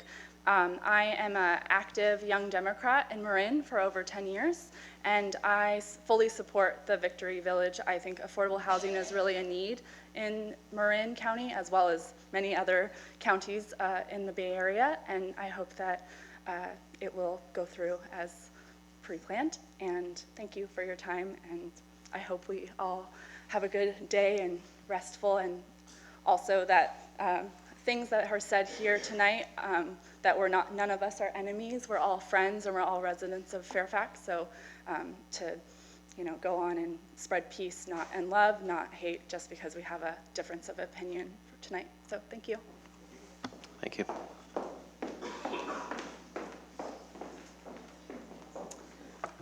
Denise Larson, Scenic Road. I could say a lot. I think this overall process is very divisive. People talking about, just because I have free speech and I have concerns about this town, that it's fear-mongering, or that we don't support Victory Village, or there's a button there. It's not like this is some project that came in on the backs of unicorns. There are issues with it, and that's why we've been speaking up. Someone said, tell us what. We have been talking for the last few months about what the concerns are and what we would like addressed. And it's just very frustrating to, people talk about fear-mongering and spin and not telling the truth. And, we could say the same thing for what's been the other side and what they put out at the Good Earth. So I could take every one of these points and have a counterpoint. On learning statistics, you always look at both sides of the issue. So what I want to say, everyone's been talking about in perpetuity. I know that that RCD owns less than 1% of the vast majority of their properties. That means at 55 years, they may not have the amount of control. If you look at their tax records from last year, there's no reason if they aren't the traditional nonprofit, which is fine, it's all legal, but if you have investors coming in, they want a return. So I'd like to see it in perpetuity. No, they haven't sold up on any of their properties because 55 years hasn't been up on any of their other properties. I'm not saying they're going to, but let's do that. The height issues are an issue. People say there's other 30, there's other 3-story things in town. They're 30 feet tall, not 40. I am concerned they'll set a precedent on other places. I don't know why it wouldn't. No one can guarantee it won't. If you are walking on that side, it does block the ridge view. I don't think the tops of the trees, if you're walking westbound or riding a bike or in a low car, if you just see the tops of the trees, that is, I would like to see the height. They have the room on the property to move it back. They said at their discussion, their show back in last fall at the church, that they did have a 2-story plan. Maybe that's when it was still 20 units. I don't know, but I would like to see it go back. I'm glad that Whistle Stop's involved. I talked to the woman outside. They said that's from 10 to 2. I would love it if that's one other thing I'm for, is to have an on-site transit that can run people around. If you're relying on Lyft, you're going out and back, a double trip. It doubles the trip time. So I know it would cost more money, but that would be helpful. Also parking. We would love to see one parking space for each of the 54 units. Seniors do drive. My parents drove into the 90s, and even if they aren't driving, they do have visitors and friends and family that will come see them. and that would make people feel a lot better. A lot of the reduced parking was for large structures that was going to be very expensive to build, and that's not the case here. It's just another chunk of asphalt, probably smaller than this room, to accommodate 10 more cars. I was glad that they added four more after we spoke the last few times. I think that's great, but hey, that would be wonderful. The idea that this process has been going on for 5 years, and on the flyer since that was given out now almost 7, I just want people to remember that Canyon Village School did have a lease on the property. Nothing could happen until that was changed. That was exactly 1.5 years ago, to my understanding. And so they haven't been in this long process being kicked around by the town. That had to do with the lease and the church, nothing to do with the town issues. Also, the Fairfax senior thing, again, speaking with the Marin Housing Authority, when a new project comes open, anyone in the country can apply. There's going to be a ton of people applying for this. Studies show in the Bay Area, less than 1%, actually less than 1 in 1,000 get into the community that they were living in. And that's part of been the spin, is that they're going to get in. But that's what happens when a new place opens.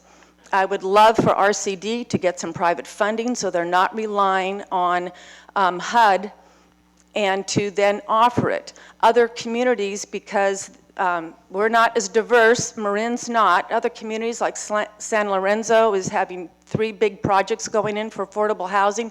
They can give preference to their folks.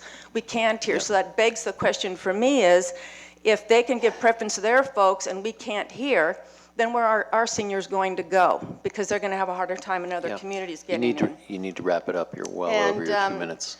That's, I guess, this process has been very difficult and very stressful.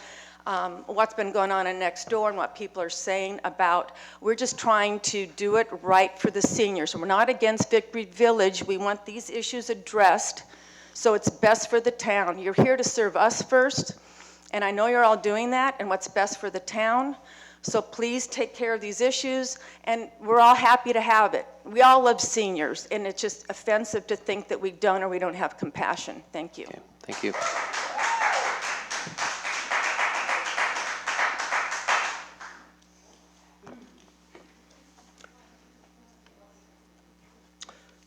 Frank Ager, 13 Meadowway in Fairfax.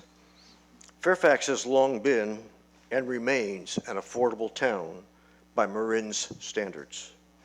Fairfax residents have fought to protect our small town character with strict height limits, creek setbacks, parking requirements, and traffic control measures.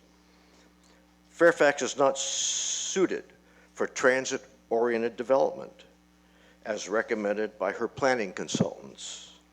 There is no dependable public transit here. Sir Francis Drake and Center Boulevards are jammed with traffic all the time. The current planned district development ordinance has worked well for our town.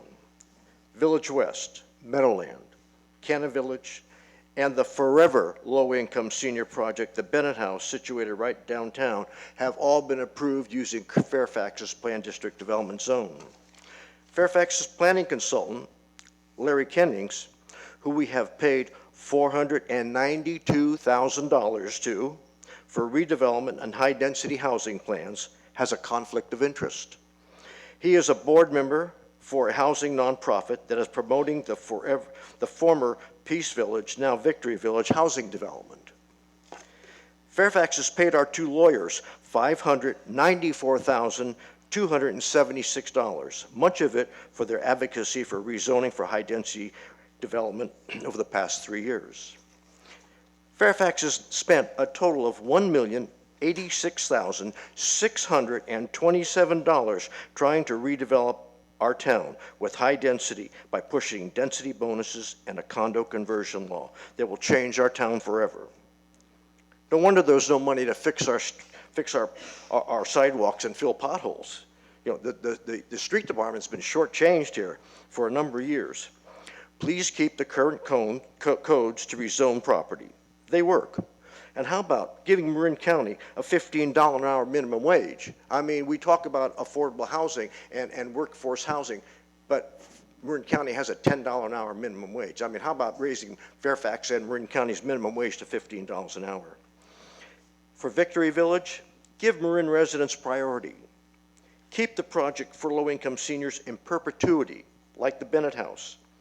Put a condition on it that will prohibit future condo conversions when their time runs out. And make it look like Fairfax, not Walnut Creek. Thank you very much.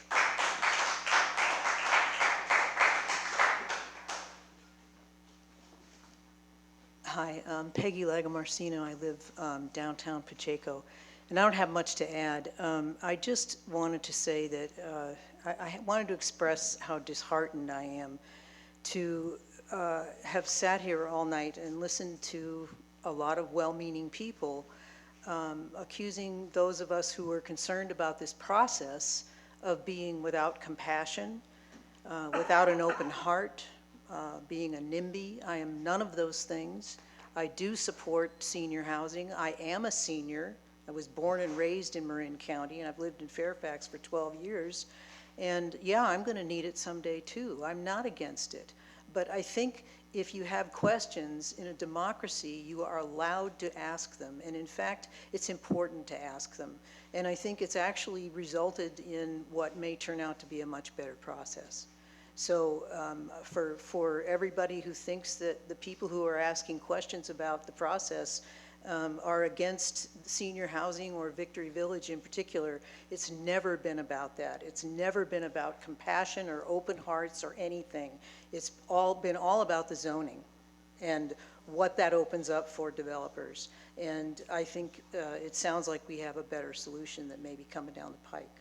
Thank you.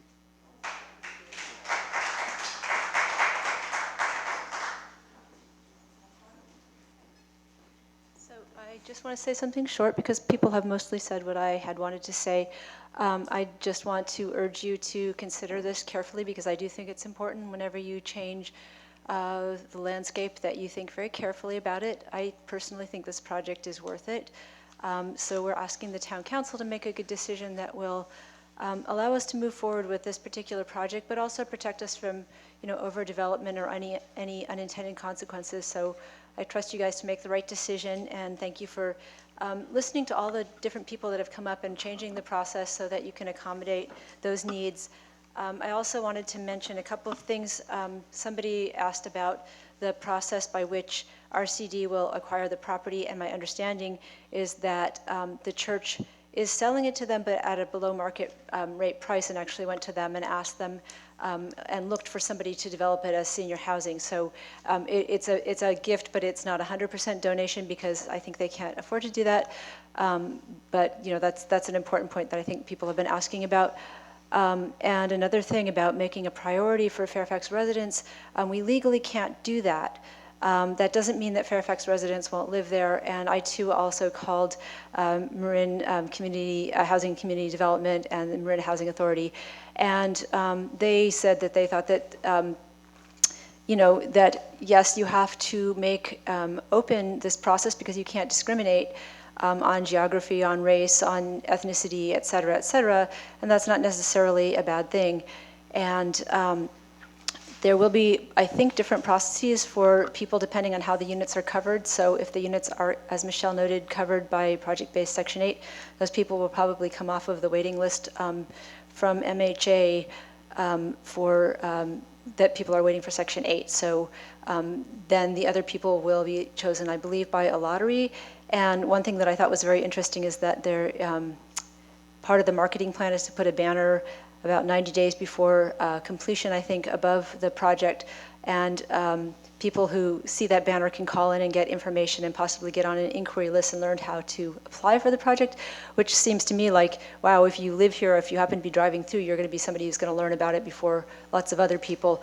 But I want to again reiterate the point that who's really part of our community. I have a brother who left here, a brother-in-law who left here, a friend's son who left here. all because they couldn't afford to live here anymore. And, you know, if those people come back as seniors and say, wow, there's some affordable senior housing and I'm finally going to be able to apply and get in there, does that make them outsiders? You know, I think we have to kind of broaden our idea of community and think about, you know, what it really means to help people in need and who the community really is. It would probably be people both currently living here and possibly people from outside, but I'm fine with that. So thanks. Thank you.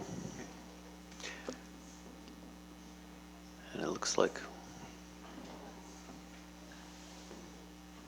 Hi, I'm Wendy and I live in Fairfax, and I don't want to give a long speech. I really appreciate what the space that was given for everybody to say what they wanted to say, and the process that you're doing, that we're going through tonight. There isn't affordable housing in Marin, and we all know that. And I support anything that provides housing for people who are low income, especially seniors who are at risk of being homeless, basically. And so I support anything that this town can do to promote that, no matter how that happens. Thanks. Thank you. So if there's no more comments from the public, then I'd like to close the public comment section of this public hearing.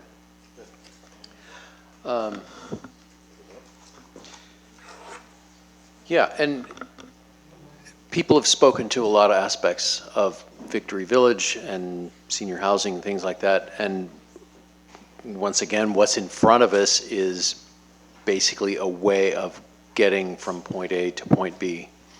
And it's basically making it so that this is a process that works and results in something.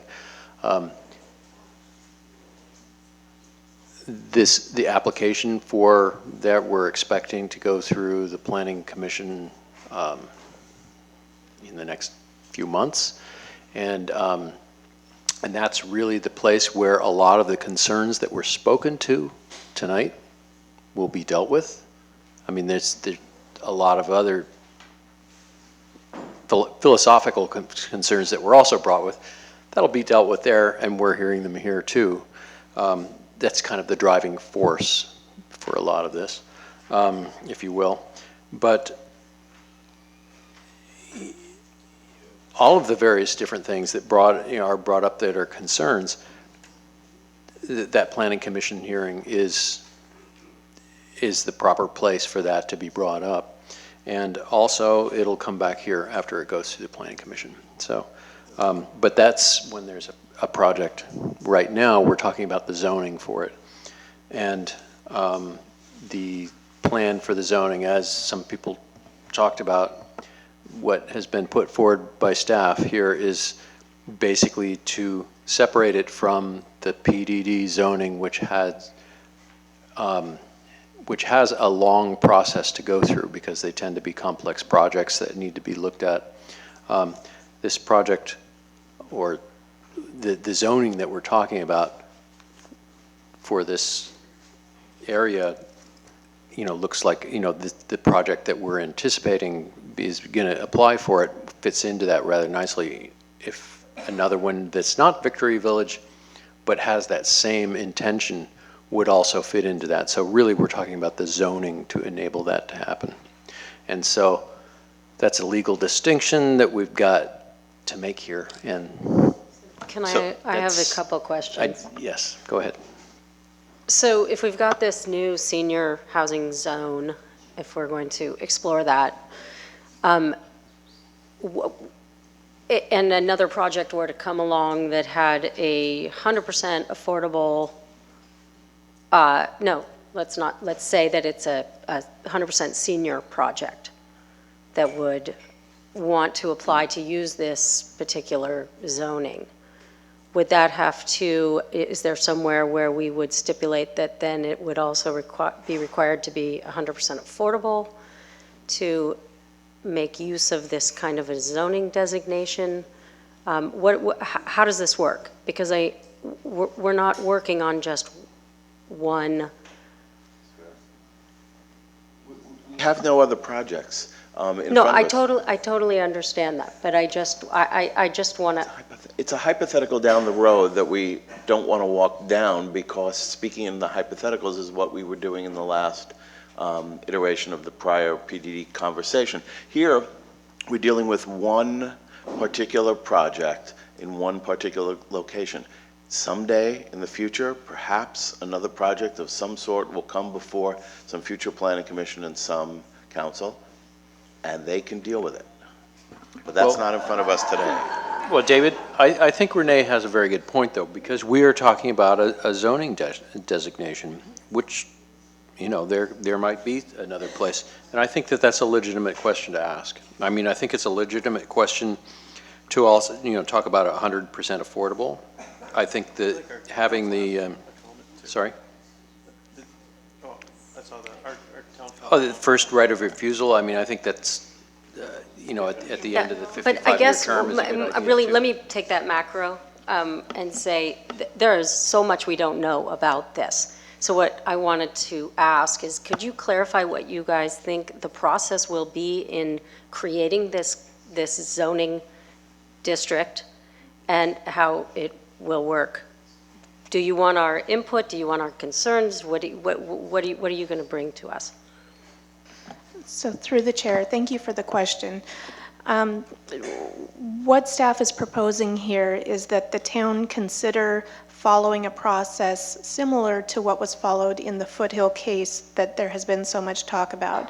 And in that case, Orange County developed a new zoning district. So right now we have residential zoning districts in town and we have commercial zoning districts in town. This would just be one more zoning district. It would be limited to senior housing.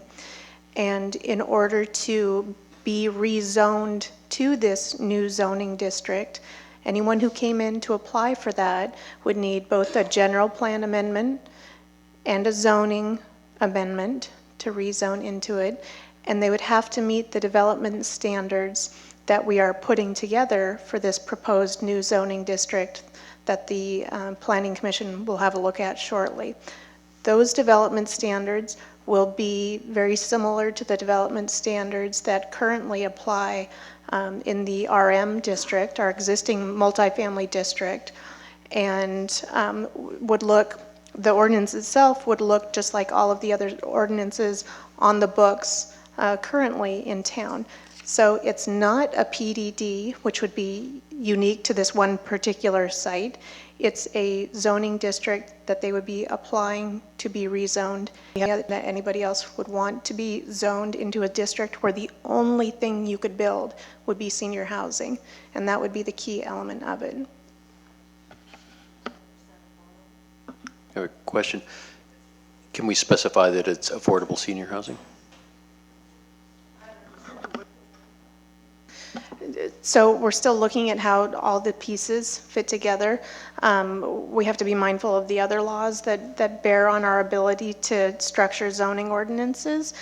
So far, definitely you would have to be 100% senior to qualify for this, and that was the nature of the requirement in the Foothill case. That was a senior housing district, and that's what this is looking at. But we'll look at what other parameters we can include as well. So just to add to that, you have to remember, while we're not talking about Victory Village, that it is an application in the pipeline. So whatever zoning we come up with has to be able to allow that project to be achieved on how its application is now. So there will be some tweaks that will be needed. But the best way to describe what we're trying to do to address what I believe the question was, is that the issue is to try to foothill the zoning, and that's what we're going to do. And there could be some different ways of doing that, but at this point, it's clear existing PDD, other PDD opportunity sites mentioned housing element would not qualify.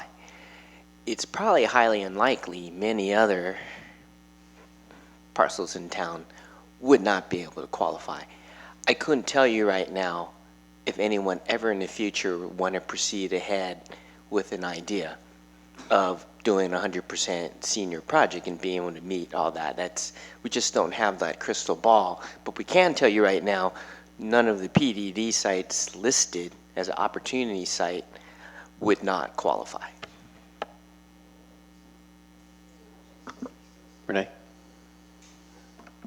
So dare I open this can of worms, but I really think that it would be nice to have addressed the question of perpetuity and affordability.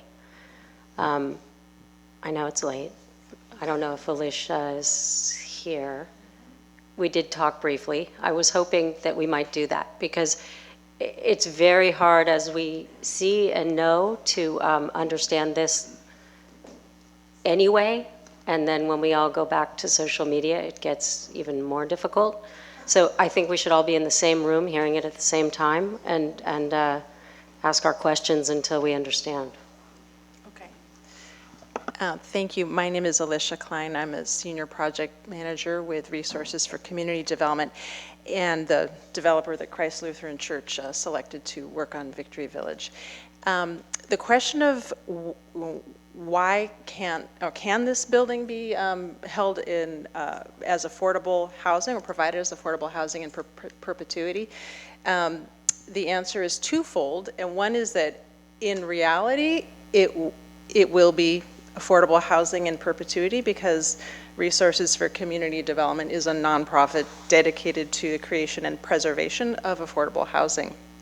However, the financing tools that are required and available to us are primarily through the low-income housing tax credit program. That's really the way that affordable housing has been developed over the last 20 years. Bennett House was a prior financing program through HUD that basically has wound down.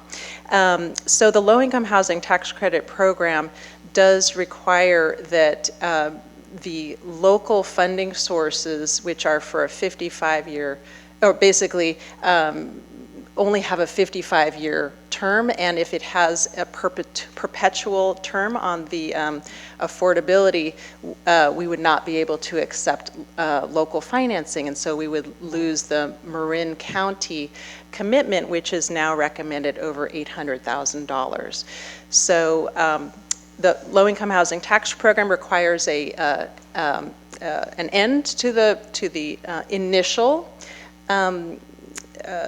regulatory period of 55 years, but in what RCD does to keep that affordability going is that we are able to then refinance at the end or along the way to then extend it, and that is what we we do for developments even before 55 years. We find ways to renovate them, keep them affordable. We buy properties that have expiring affordability because we want to help preserve them. So that's the answer. Do you also not have something in your organic documents establishing you as a nonprofit organization that would say that if your assets at any time had to be devolved because your organization devolved, it would escheat, if you will, maybe to the Attorney General's office, to the state of California.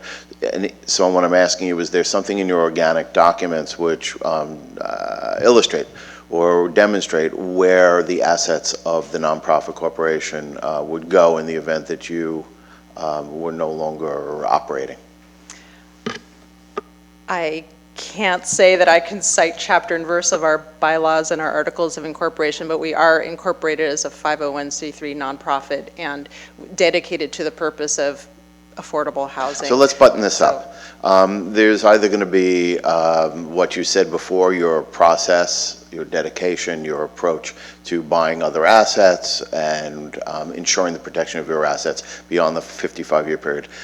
Come back to us whenever we meet again, or contact the town manager and let us know from perhaps your legal counsel what would happen in the event, and nonprofits do, for various reasons, disappear. What would happen to your assets, and in other words, how would they be protected? And the other was Larry Bragman's comment about whether we can insert a provision into relevant documents which provide that in the event that the town would have the right of first purchase. I'm not an attorney, but going out on a limb, I think that sounds very reasonable, and that'd be something we'd be certainly open to looking at. That if after the 55-year regulatory period, if we're somehow not able to manage that, continuity, that seems fine. Yeah, I mean, that buttons down that issue. So how does that proceed? So then, does that work through our attorneys? No, we're still in the process of developing all of the documents and agreements. For the Victory Village project, one of those agreements is the density bonus agreement. So if that type of arrangement were to be contemplated, that might be something that could find a home in that agreement. We can be in contact with the applicant through staff. Ms. Klein, could you just clarify that? So you would own title to this project virtually throughout the lifetime of the project? That's correct, and I can actually answer one of the questions that I heard once or twice about this perception that RCD is only 1% owner, and that is also a tax credit, low-income housing tax credit structure that during the first 15 years, the tax credit program is a way of getting private investment for the creation of affordable housing, and so that we do have a for-profit partner during that first 15 years, and that's when they get the tax credit benefit, and at the end of the 15-year period, they exit, and RCD is the 100% owner. Yes, for the life of the development. Yeah. Mm-hmm.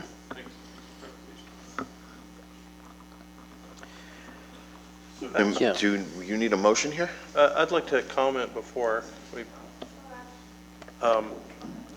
give direction. First of all, I do appreciate everyone's input, and I know things can get heated. And I think the process is important, by which we consider the project. And I think this is a much improved, more direct and more kind of decoupled process. Someone talked about that. And as a person who made the motion last month, I think this is a better approach rather than what we were contemplating before, which was changing the PDD process and then trying to narrow it to limited specific cases. I think this is a much better, much more direct approach, and I appreciate everyone who's given input.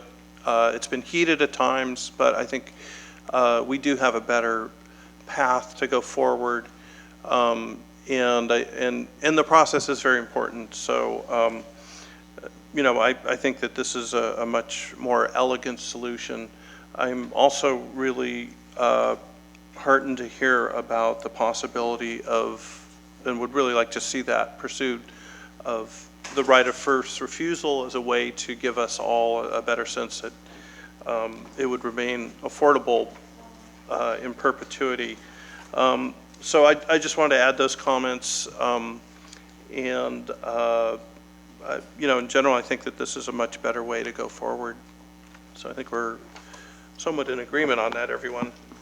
I would also like to thank the Planning Commission because several of them are out here, and I watched their meeting that went on until, 2 a.m. or something, where you reworked and noodled the entire PDD ordinance, hoping that it would answer to some of the concerns.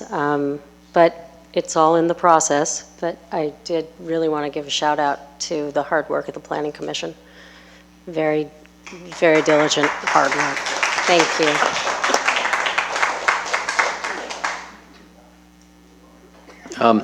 Yeah, and I guess one other question that I had,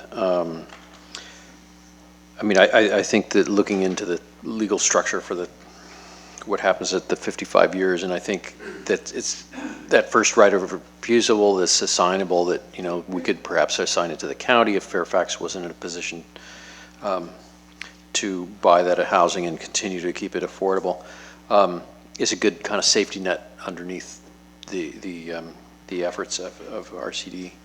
I guess what defines affordable and things like that, whether it's the health and safety code of the county that determines that or not. You know, these are some of the details to be looked at later. It would be great to have it be 100% affordable senior housing, and you know, I'd just like to stress that that's the objective here, because if the zoning district just says senior housing, you could get, you know, luxury condos or something like that, and that's certainly not the intention, I think, for me, and probably speak for everybody.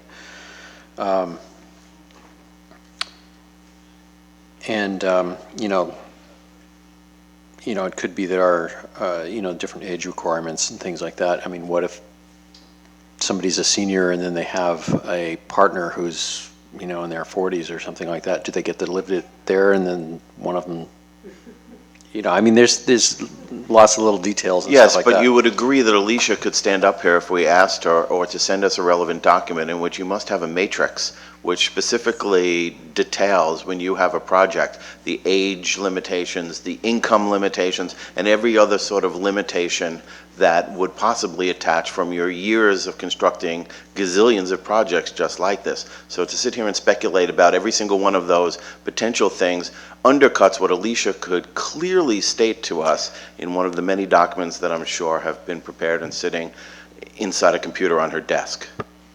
Well, I have no doubt that that's the case, but I'm just saying we should put that out here in front of it will help to gain the confidence of the public, and I think it will gain the confidence here, and if we can make our ordinance reflect that, so much the better.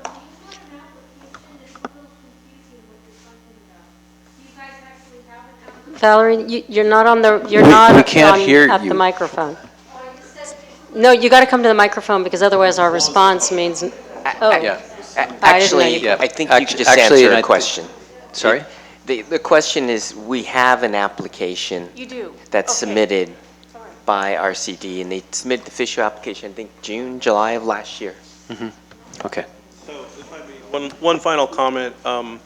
I would like to see this ordinance as narrowly tailored as possible, with considerations in mind, because I think it's a matter of public trust too. And I think where the approach of trying to change the PDD ordinance and then narrow it, you know, where that ran afoul, I think was the risk, the perceived risk that could be opened up to a lot of other projects. So I would really like this to be very, very narrowly tailored.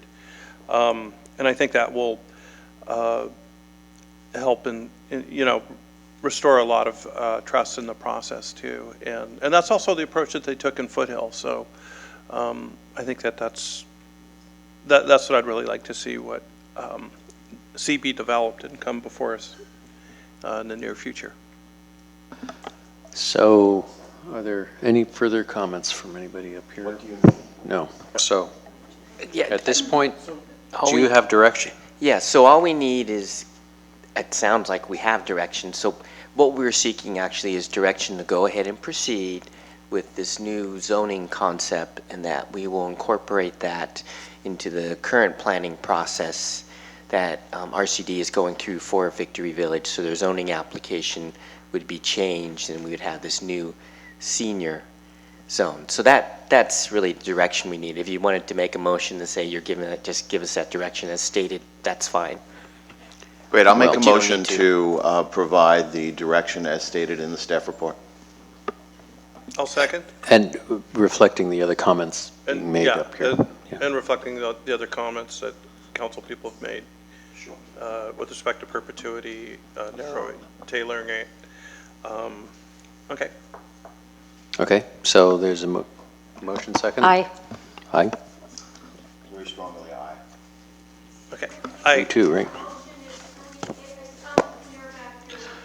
Let me give you a second shot. It's the motion here is to give the direction to staff to move forward with the recommendation detailed in the staff report, but also reflecting the comments of the council members up here regarding the proposed ordinance and direction to the Planning Commission.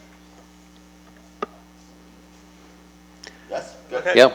Does that make sense to people? It means I'm sorry, it means a whole lot. It means we are giving direction to staff. This is going to go to the Planning Commission.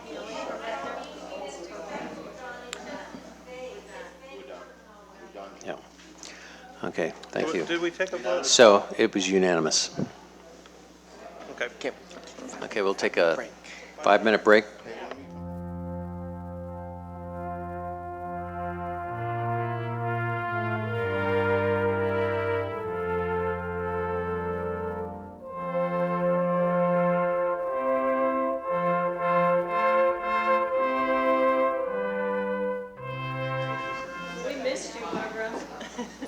I watched it. Can we just do these two things and go home? Okay, so I was going to suggest, 14 and 15. I was going to suggest, Mayor, that we have to do the mid-year budget adjustment and the adoption of the emergency resolution. And I know that we've punted a few things several times. So I would suggest for the April meeting that you have the marijuana discussion as kind of the first item. Because I think Yeah, at I would- some point the council I would like to needs- request that to be the case. Yep. But I think we Before and the other Perry's? things. What's that? Because you have Perry's in April. You have what? You have Perry's. Perry's Bar. So the night meal in will be April. about drugs and alcohol. But I think you can And do rock and roll. marijuana first. Okay, I'm just asking. Because I think, Marijuana first in terms of the agenda item? or smoking it. They go together. Yeah, I think we'd never get out of here. All right, so I'm making a motion that we, 14 and 15. Second. Hang on. Let's hear the motion. What? Okay, David, be quiet.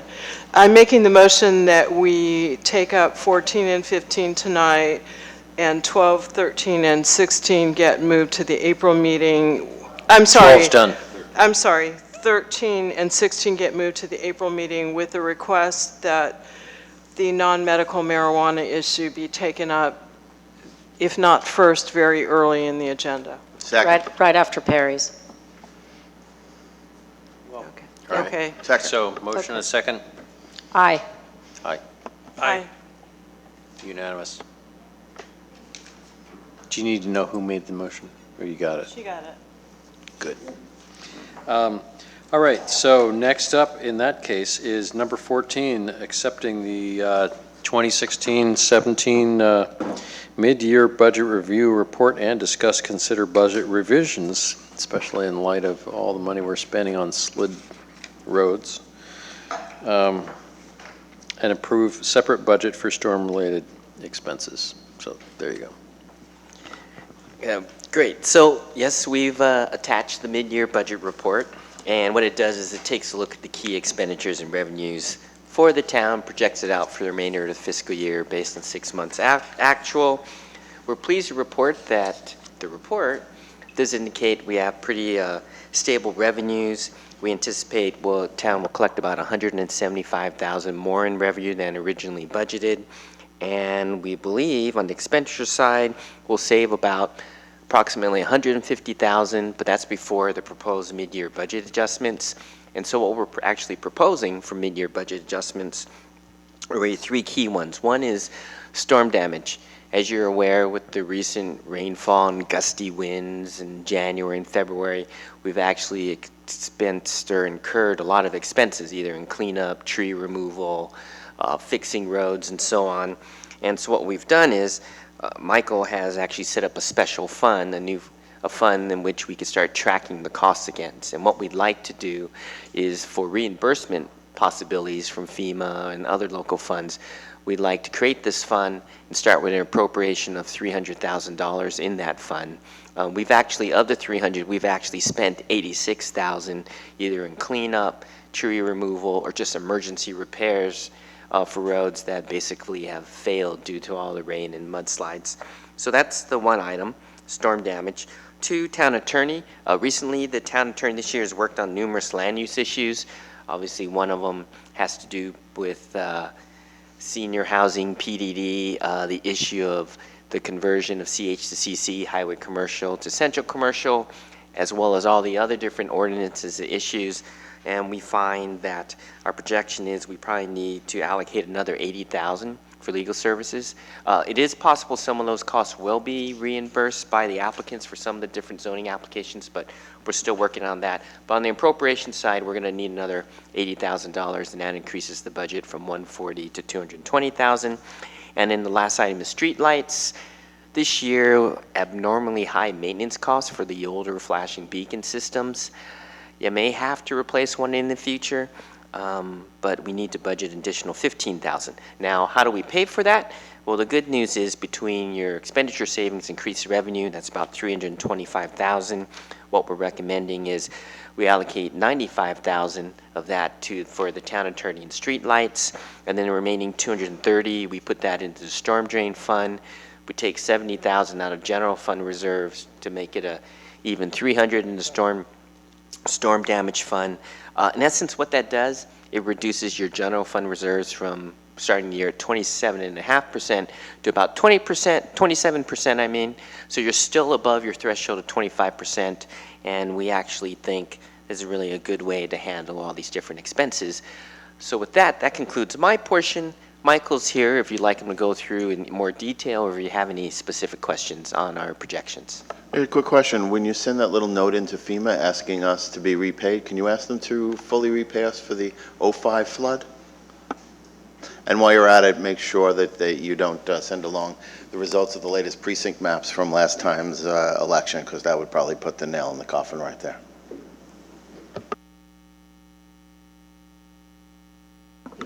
I'm using, yeah. Any serious questions here from the? No? I was just curious, it said that some of the legal fees are reimbursable by applicants. Do we bill out for attorney time on projects if they're involve a lot of legal issues? Yes, we do. We bill out attorney time and town engineer time.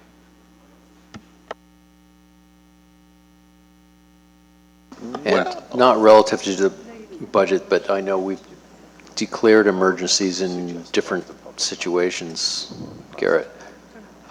We've declared emergency in other situations. Do we need to go through that process here in order to enable FEMA funding? No, I think. I mean, I think I don't think you need to in Yeah. order to qualify reimbursement. Pretty much what we're doing is the county compiles all the data from all the different storms, and so we maintain this spreadsheet data that we provide to the county. Ultimately, we maintain all the paperwork. This will help the storm fund, so no, you won't need to actually declare a local emergency. Well, that's good. Okay, so if there's no further comments from anybody up here, is there any comments from anybody in the room from the public about this mid-year budget review? Seeing none? I would make a motion to accept the 16-17 mid-year budget review report. Along with approving the mid-year budget adjustments and appropriations? Absolutely. I would second that motion. Okay, so we have a motion, Weinsoff, second Kohler, for exactly the motion that, all in favor? Aye. Aye. That's unanimous. And number 15 then is adoption of a resolution declaring the existence of a local emergency at or near 300 Tamalpais Road, 92 Madrone Road, and 355 Forest Avenue, and authorizing the emergency procurement of materials and labor without competitive building. bidding, sorry. Competitive building, I suppose, is something else again. And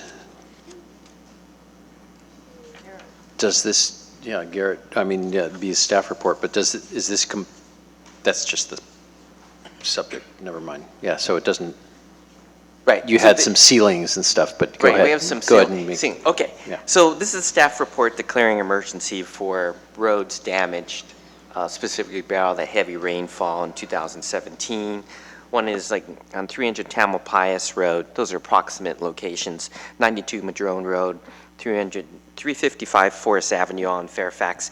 And some of this I'm reading because I'm just reading it for the public record to note that those roads become unstable, they can collapse, causing conditions of extreme peril to persons and property, and that really to stabilize these hillsides to prevent and mitigate the loss of impairment of life, health, property, and reopen some of these roads to the public. The town needs to act in an expeditious manner. Specifically, some of the conditions for declaring a local emergency is for the affected parts of Tamalpais and Madrone, those roads are actually, Tamalpais is actually closed, Madrone is closed to to trucks. What that does is it prevents emergency vehicle access to the homes. Obviously, the Tamalpais prevents any service vehicles, any type. In addition, all the residents need to park their vehicles outside the area and walk to their homes. In terms of Madrone, it means no service vehicles, PG&E, well, yeah, no PG&E trucks, no heavy emergency vehicles. That creates a problem there for emergency services. In terms of Tamalpais, we just talked about that. Madrone, same thing. Our consulting engineers report that these roads will continue to deteriorate while it's trying to do something quickly, and that situations only get worse if we wait. Now, in terms of the funding for these repairs, with the approval of the mid-year budget adjustments, that will provide the funding for some of the improvements. What the resolution does, it allows the town manager to approve up to $60,000 for construction costs, $25,000 for design and construction. And that works for most of the cases, but it won't work for Forest Avenue. Forest Avenue, we actually expect construction will probably cost closer to $80,000 to $100,000. And what I anticipate there, because it's such a high amount, that I would come back to the council for approval, and that may require a special meeting by the council, just so we could expedite the process. All the resolution also does by making these findings is it actually allows us not to follow the public contract code, and allows us to go ahead and negotiate directly with contractors. As a matter of practice, what we do is we talk to 2 or 3, if we can get 2 or 3 out there, get 2 or 3 estimates, and then move forward with approvals. Also, what happens here is as a town manager report, I'll report back every month on the status of how these activities are working. So can you compare this to what happened in terms of the time that's going to be required to get these up and going, compare it to Manzanita? Well, Manzanita didn't go nearly as fast as we hoped it would. We ran into some different issues. Part of that was staff's fault. These projects are actually all under design. We anticipate 30 to 45 days have design completed for all of them. We anticipate then having the contractors go out at that time and then being able to move pretty quickly. I would say probably within 60, 90 days, we'll have estimates for all the roads. Probably be able to let contracts for the smaller ones, but Forest will have to come back to you for approval. And that may require a special meeting. So then what do we do in terms of emergency vehicles Well, during the interim? Well, right now there is no choice. Tamalpais, Madrone, Fire is well aware of the situation. PD is well aware. They develop contingency plans of how they address that issue.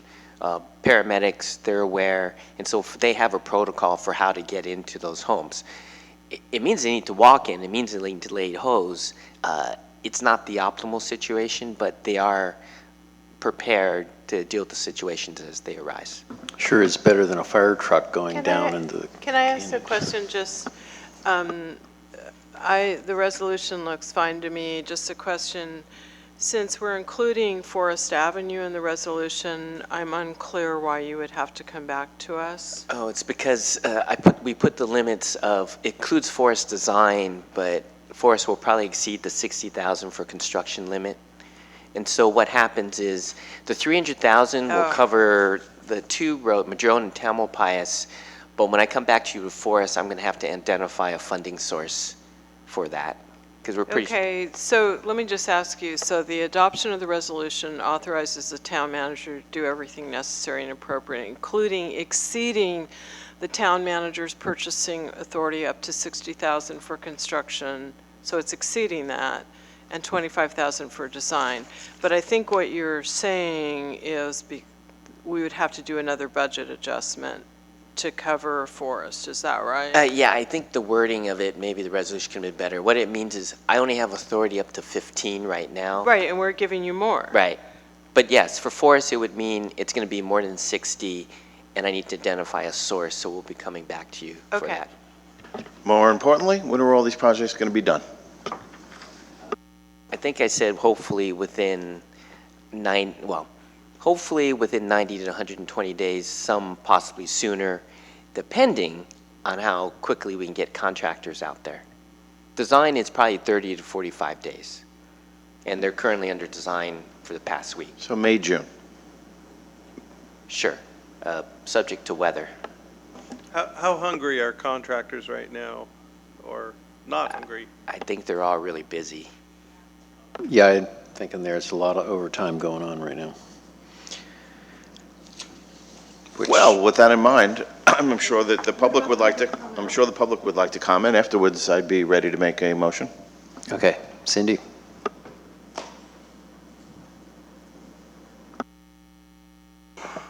Just for clarification, the Madrone Road is 93 Madrone Road?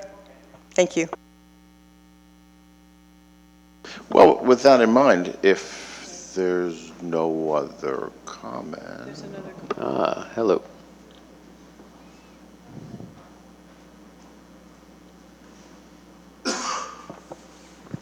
Good afternoon, evening. I was sitting with some folks who were from Tamalpais who are very concerned. They said it is already in a situation where an ambulance is incapable of reaching the households already. So whatever you can do to augment this funding so that we could perhaps include some type of premium time to get these contractors out there, because you have a dangerous situation that's beyond just running fire hoses. This is an ambulance, cannot reach properties. Thank you. So before David makes his motion, since Cindy mentioned it's 93 Madrone Road, even though the resolution says located at or near 92 Madrone Road, why don't we change it to say 93 Madrone Road? Yeah.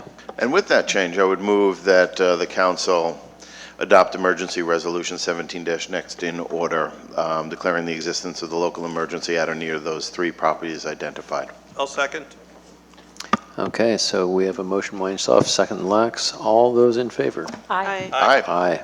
And that is unanimous, which is more than the 4 out of 5 that we need.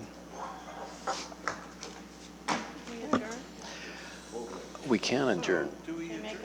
Can I make a motion to adjourn? You can't, oh, it's not going to die for lack of a second, I guess. All right, well, all those in favor of adjourning, that's fine. Aye. Aye. And thank you very much, and it's been a pleasure working with everyone.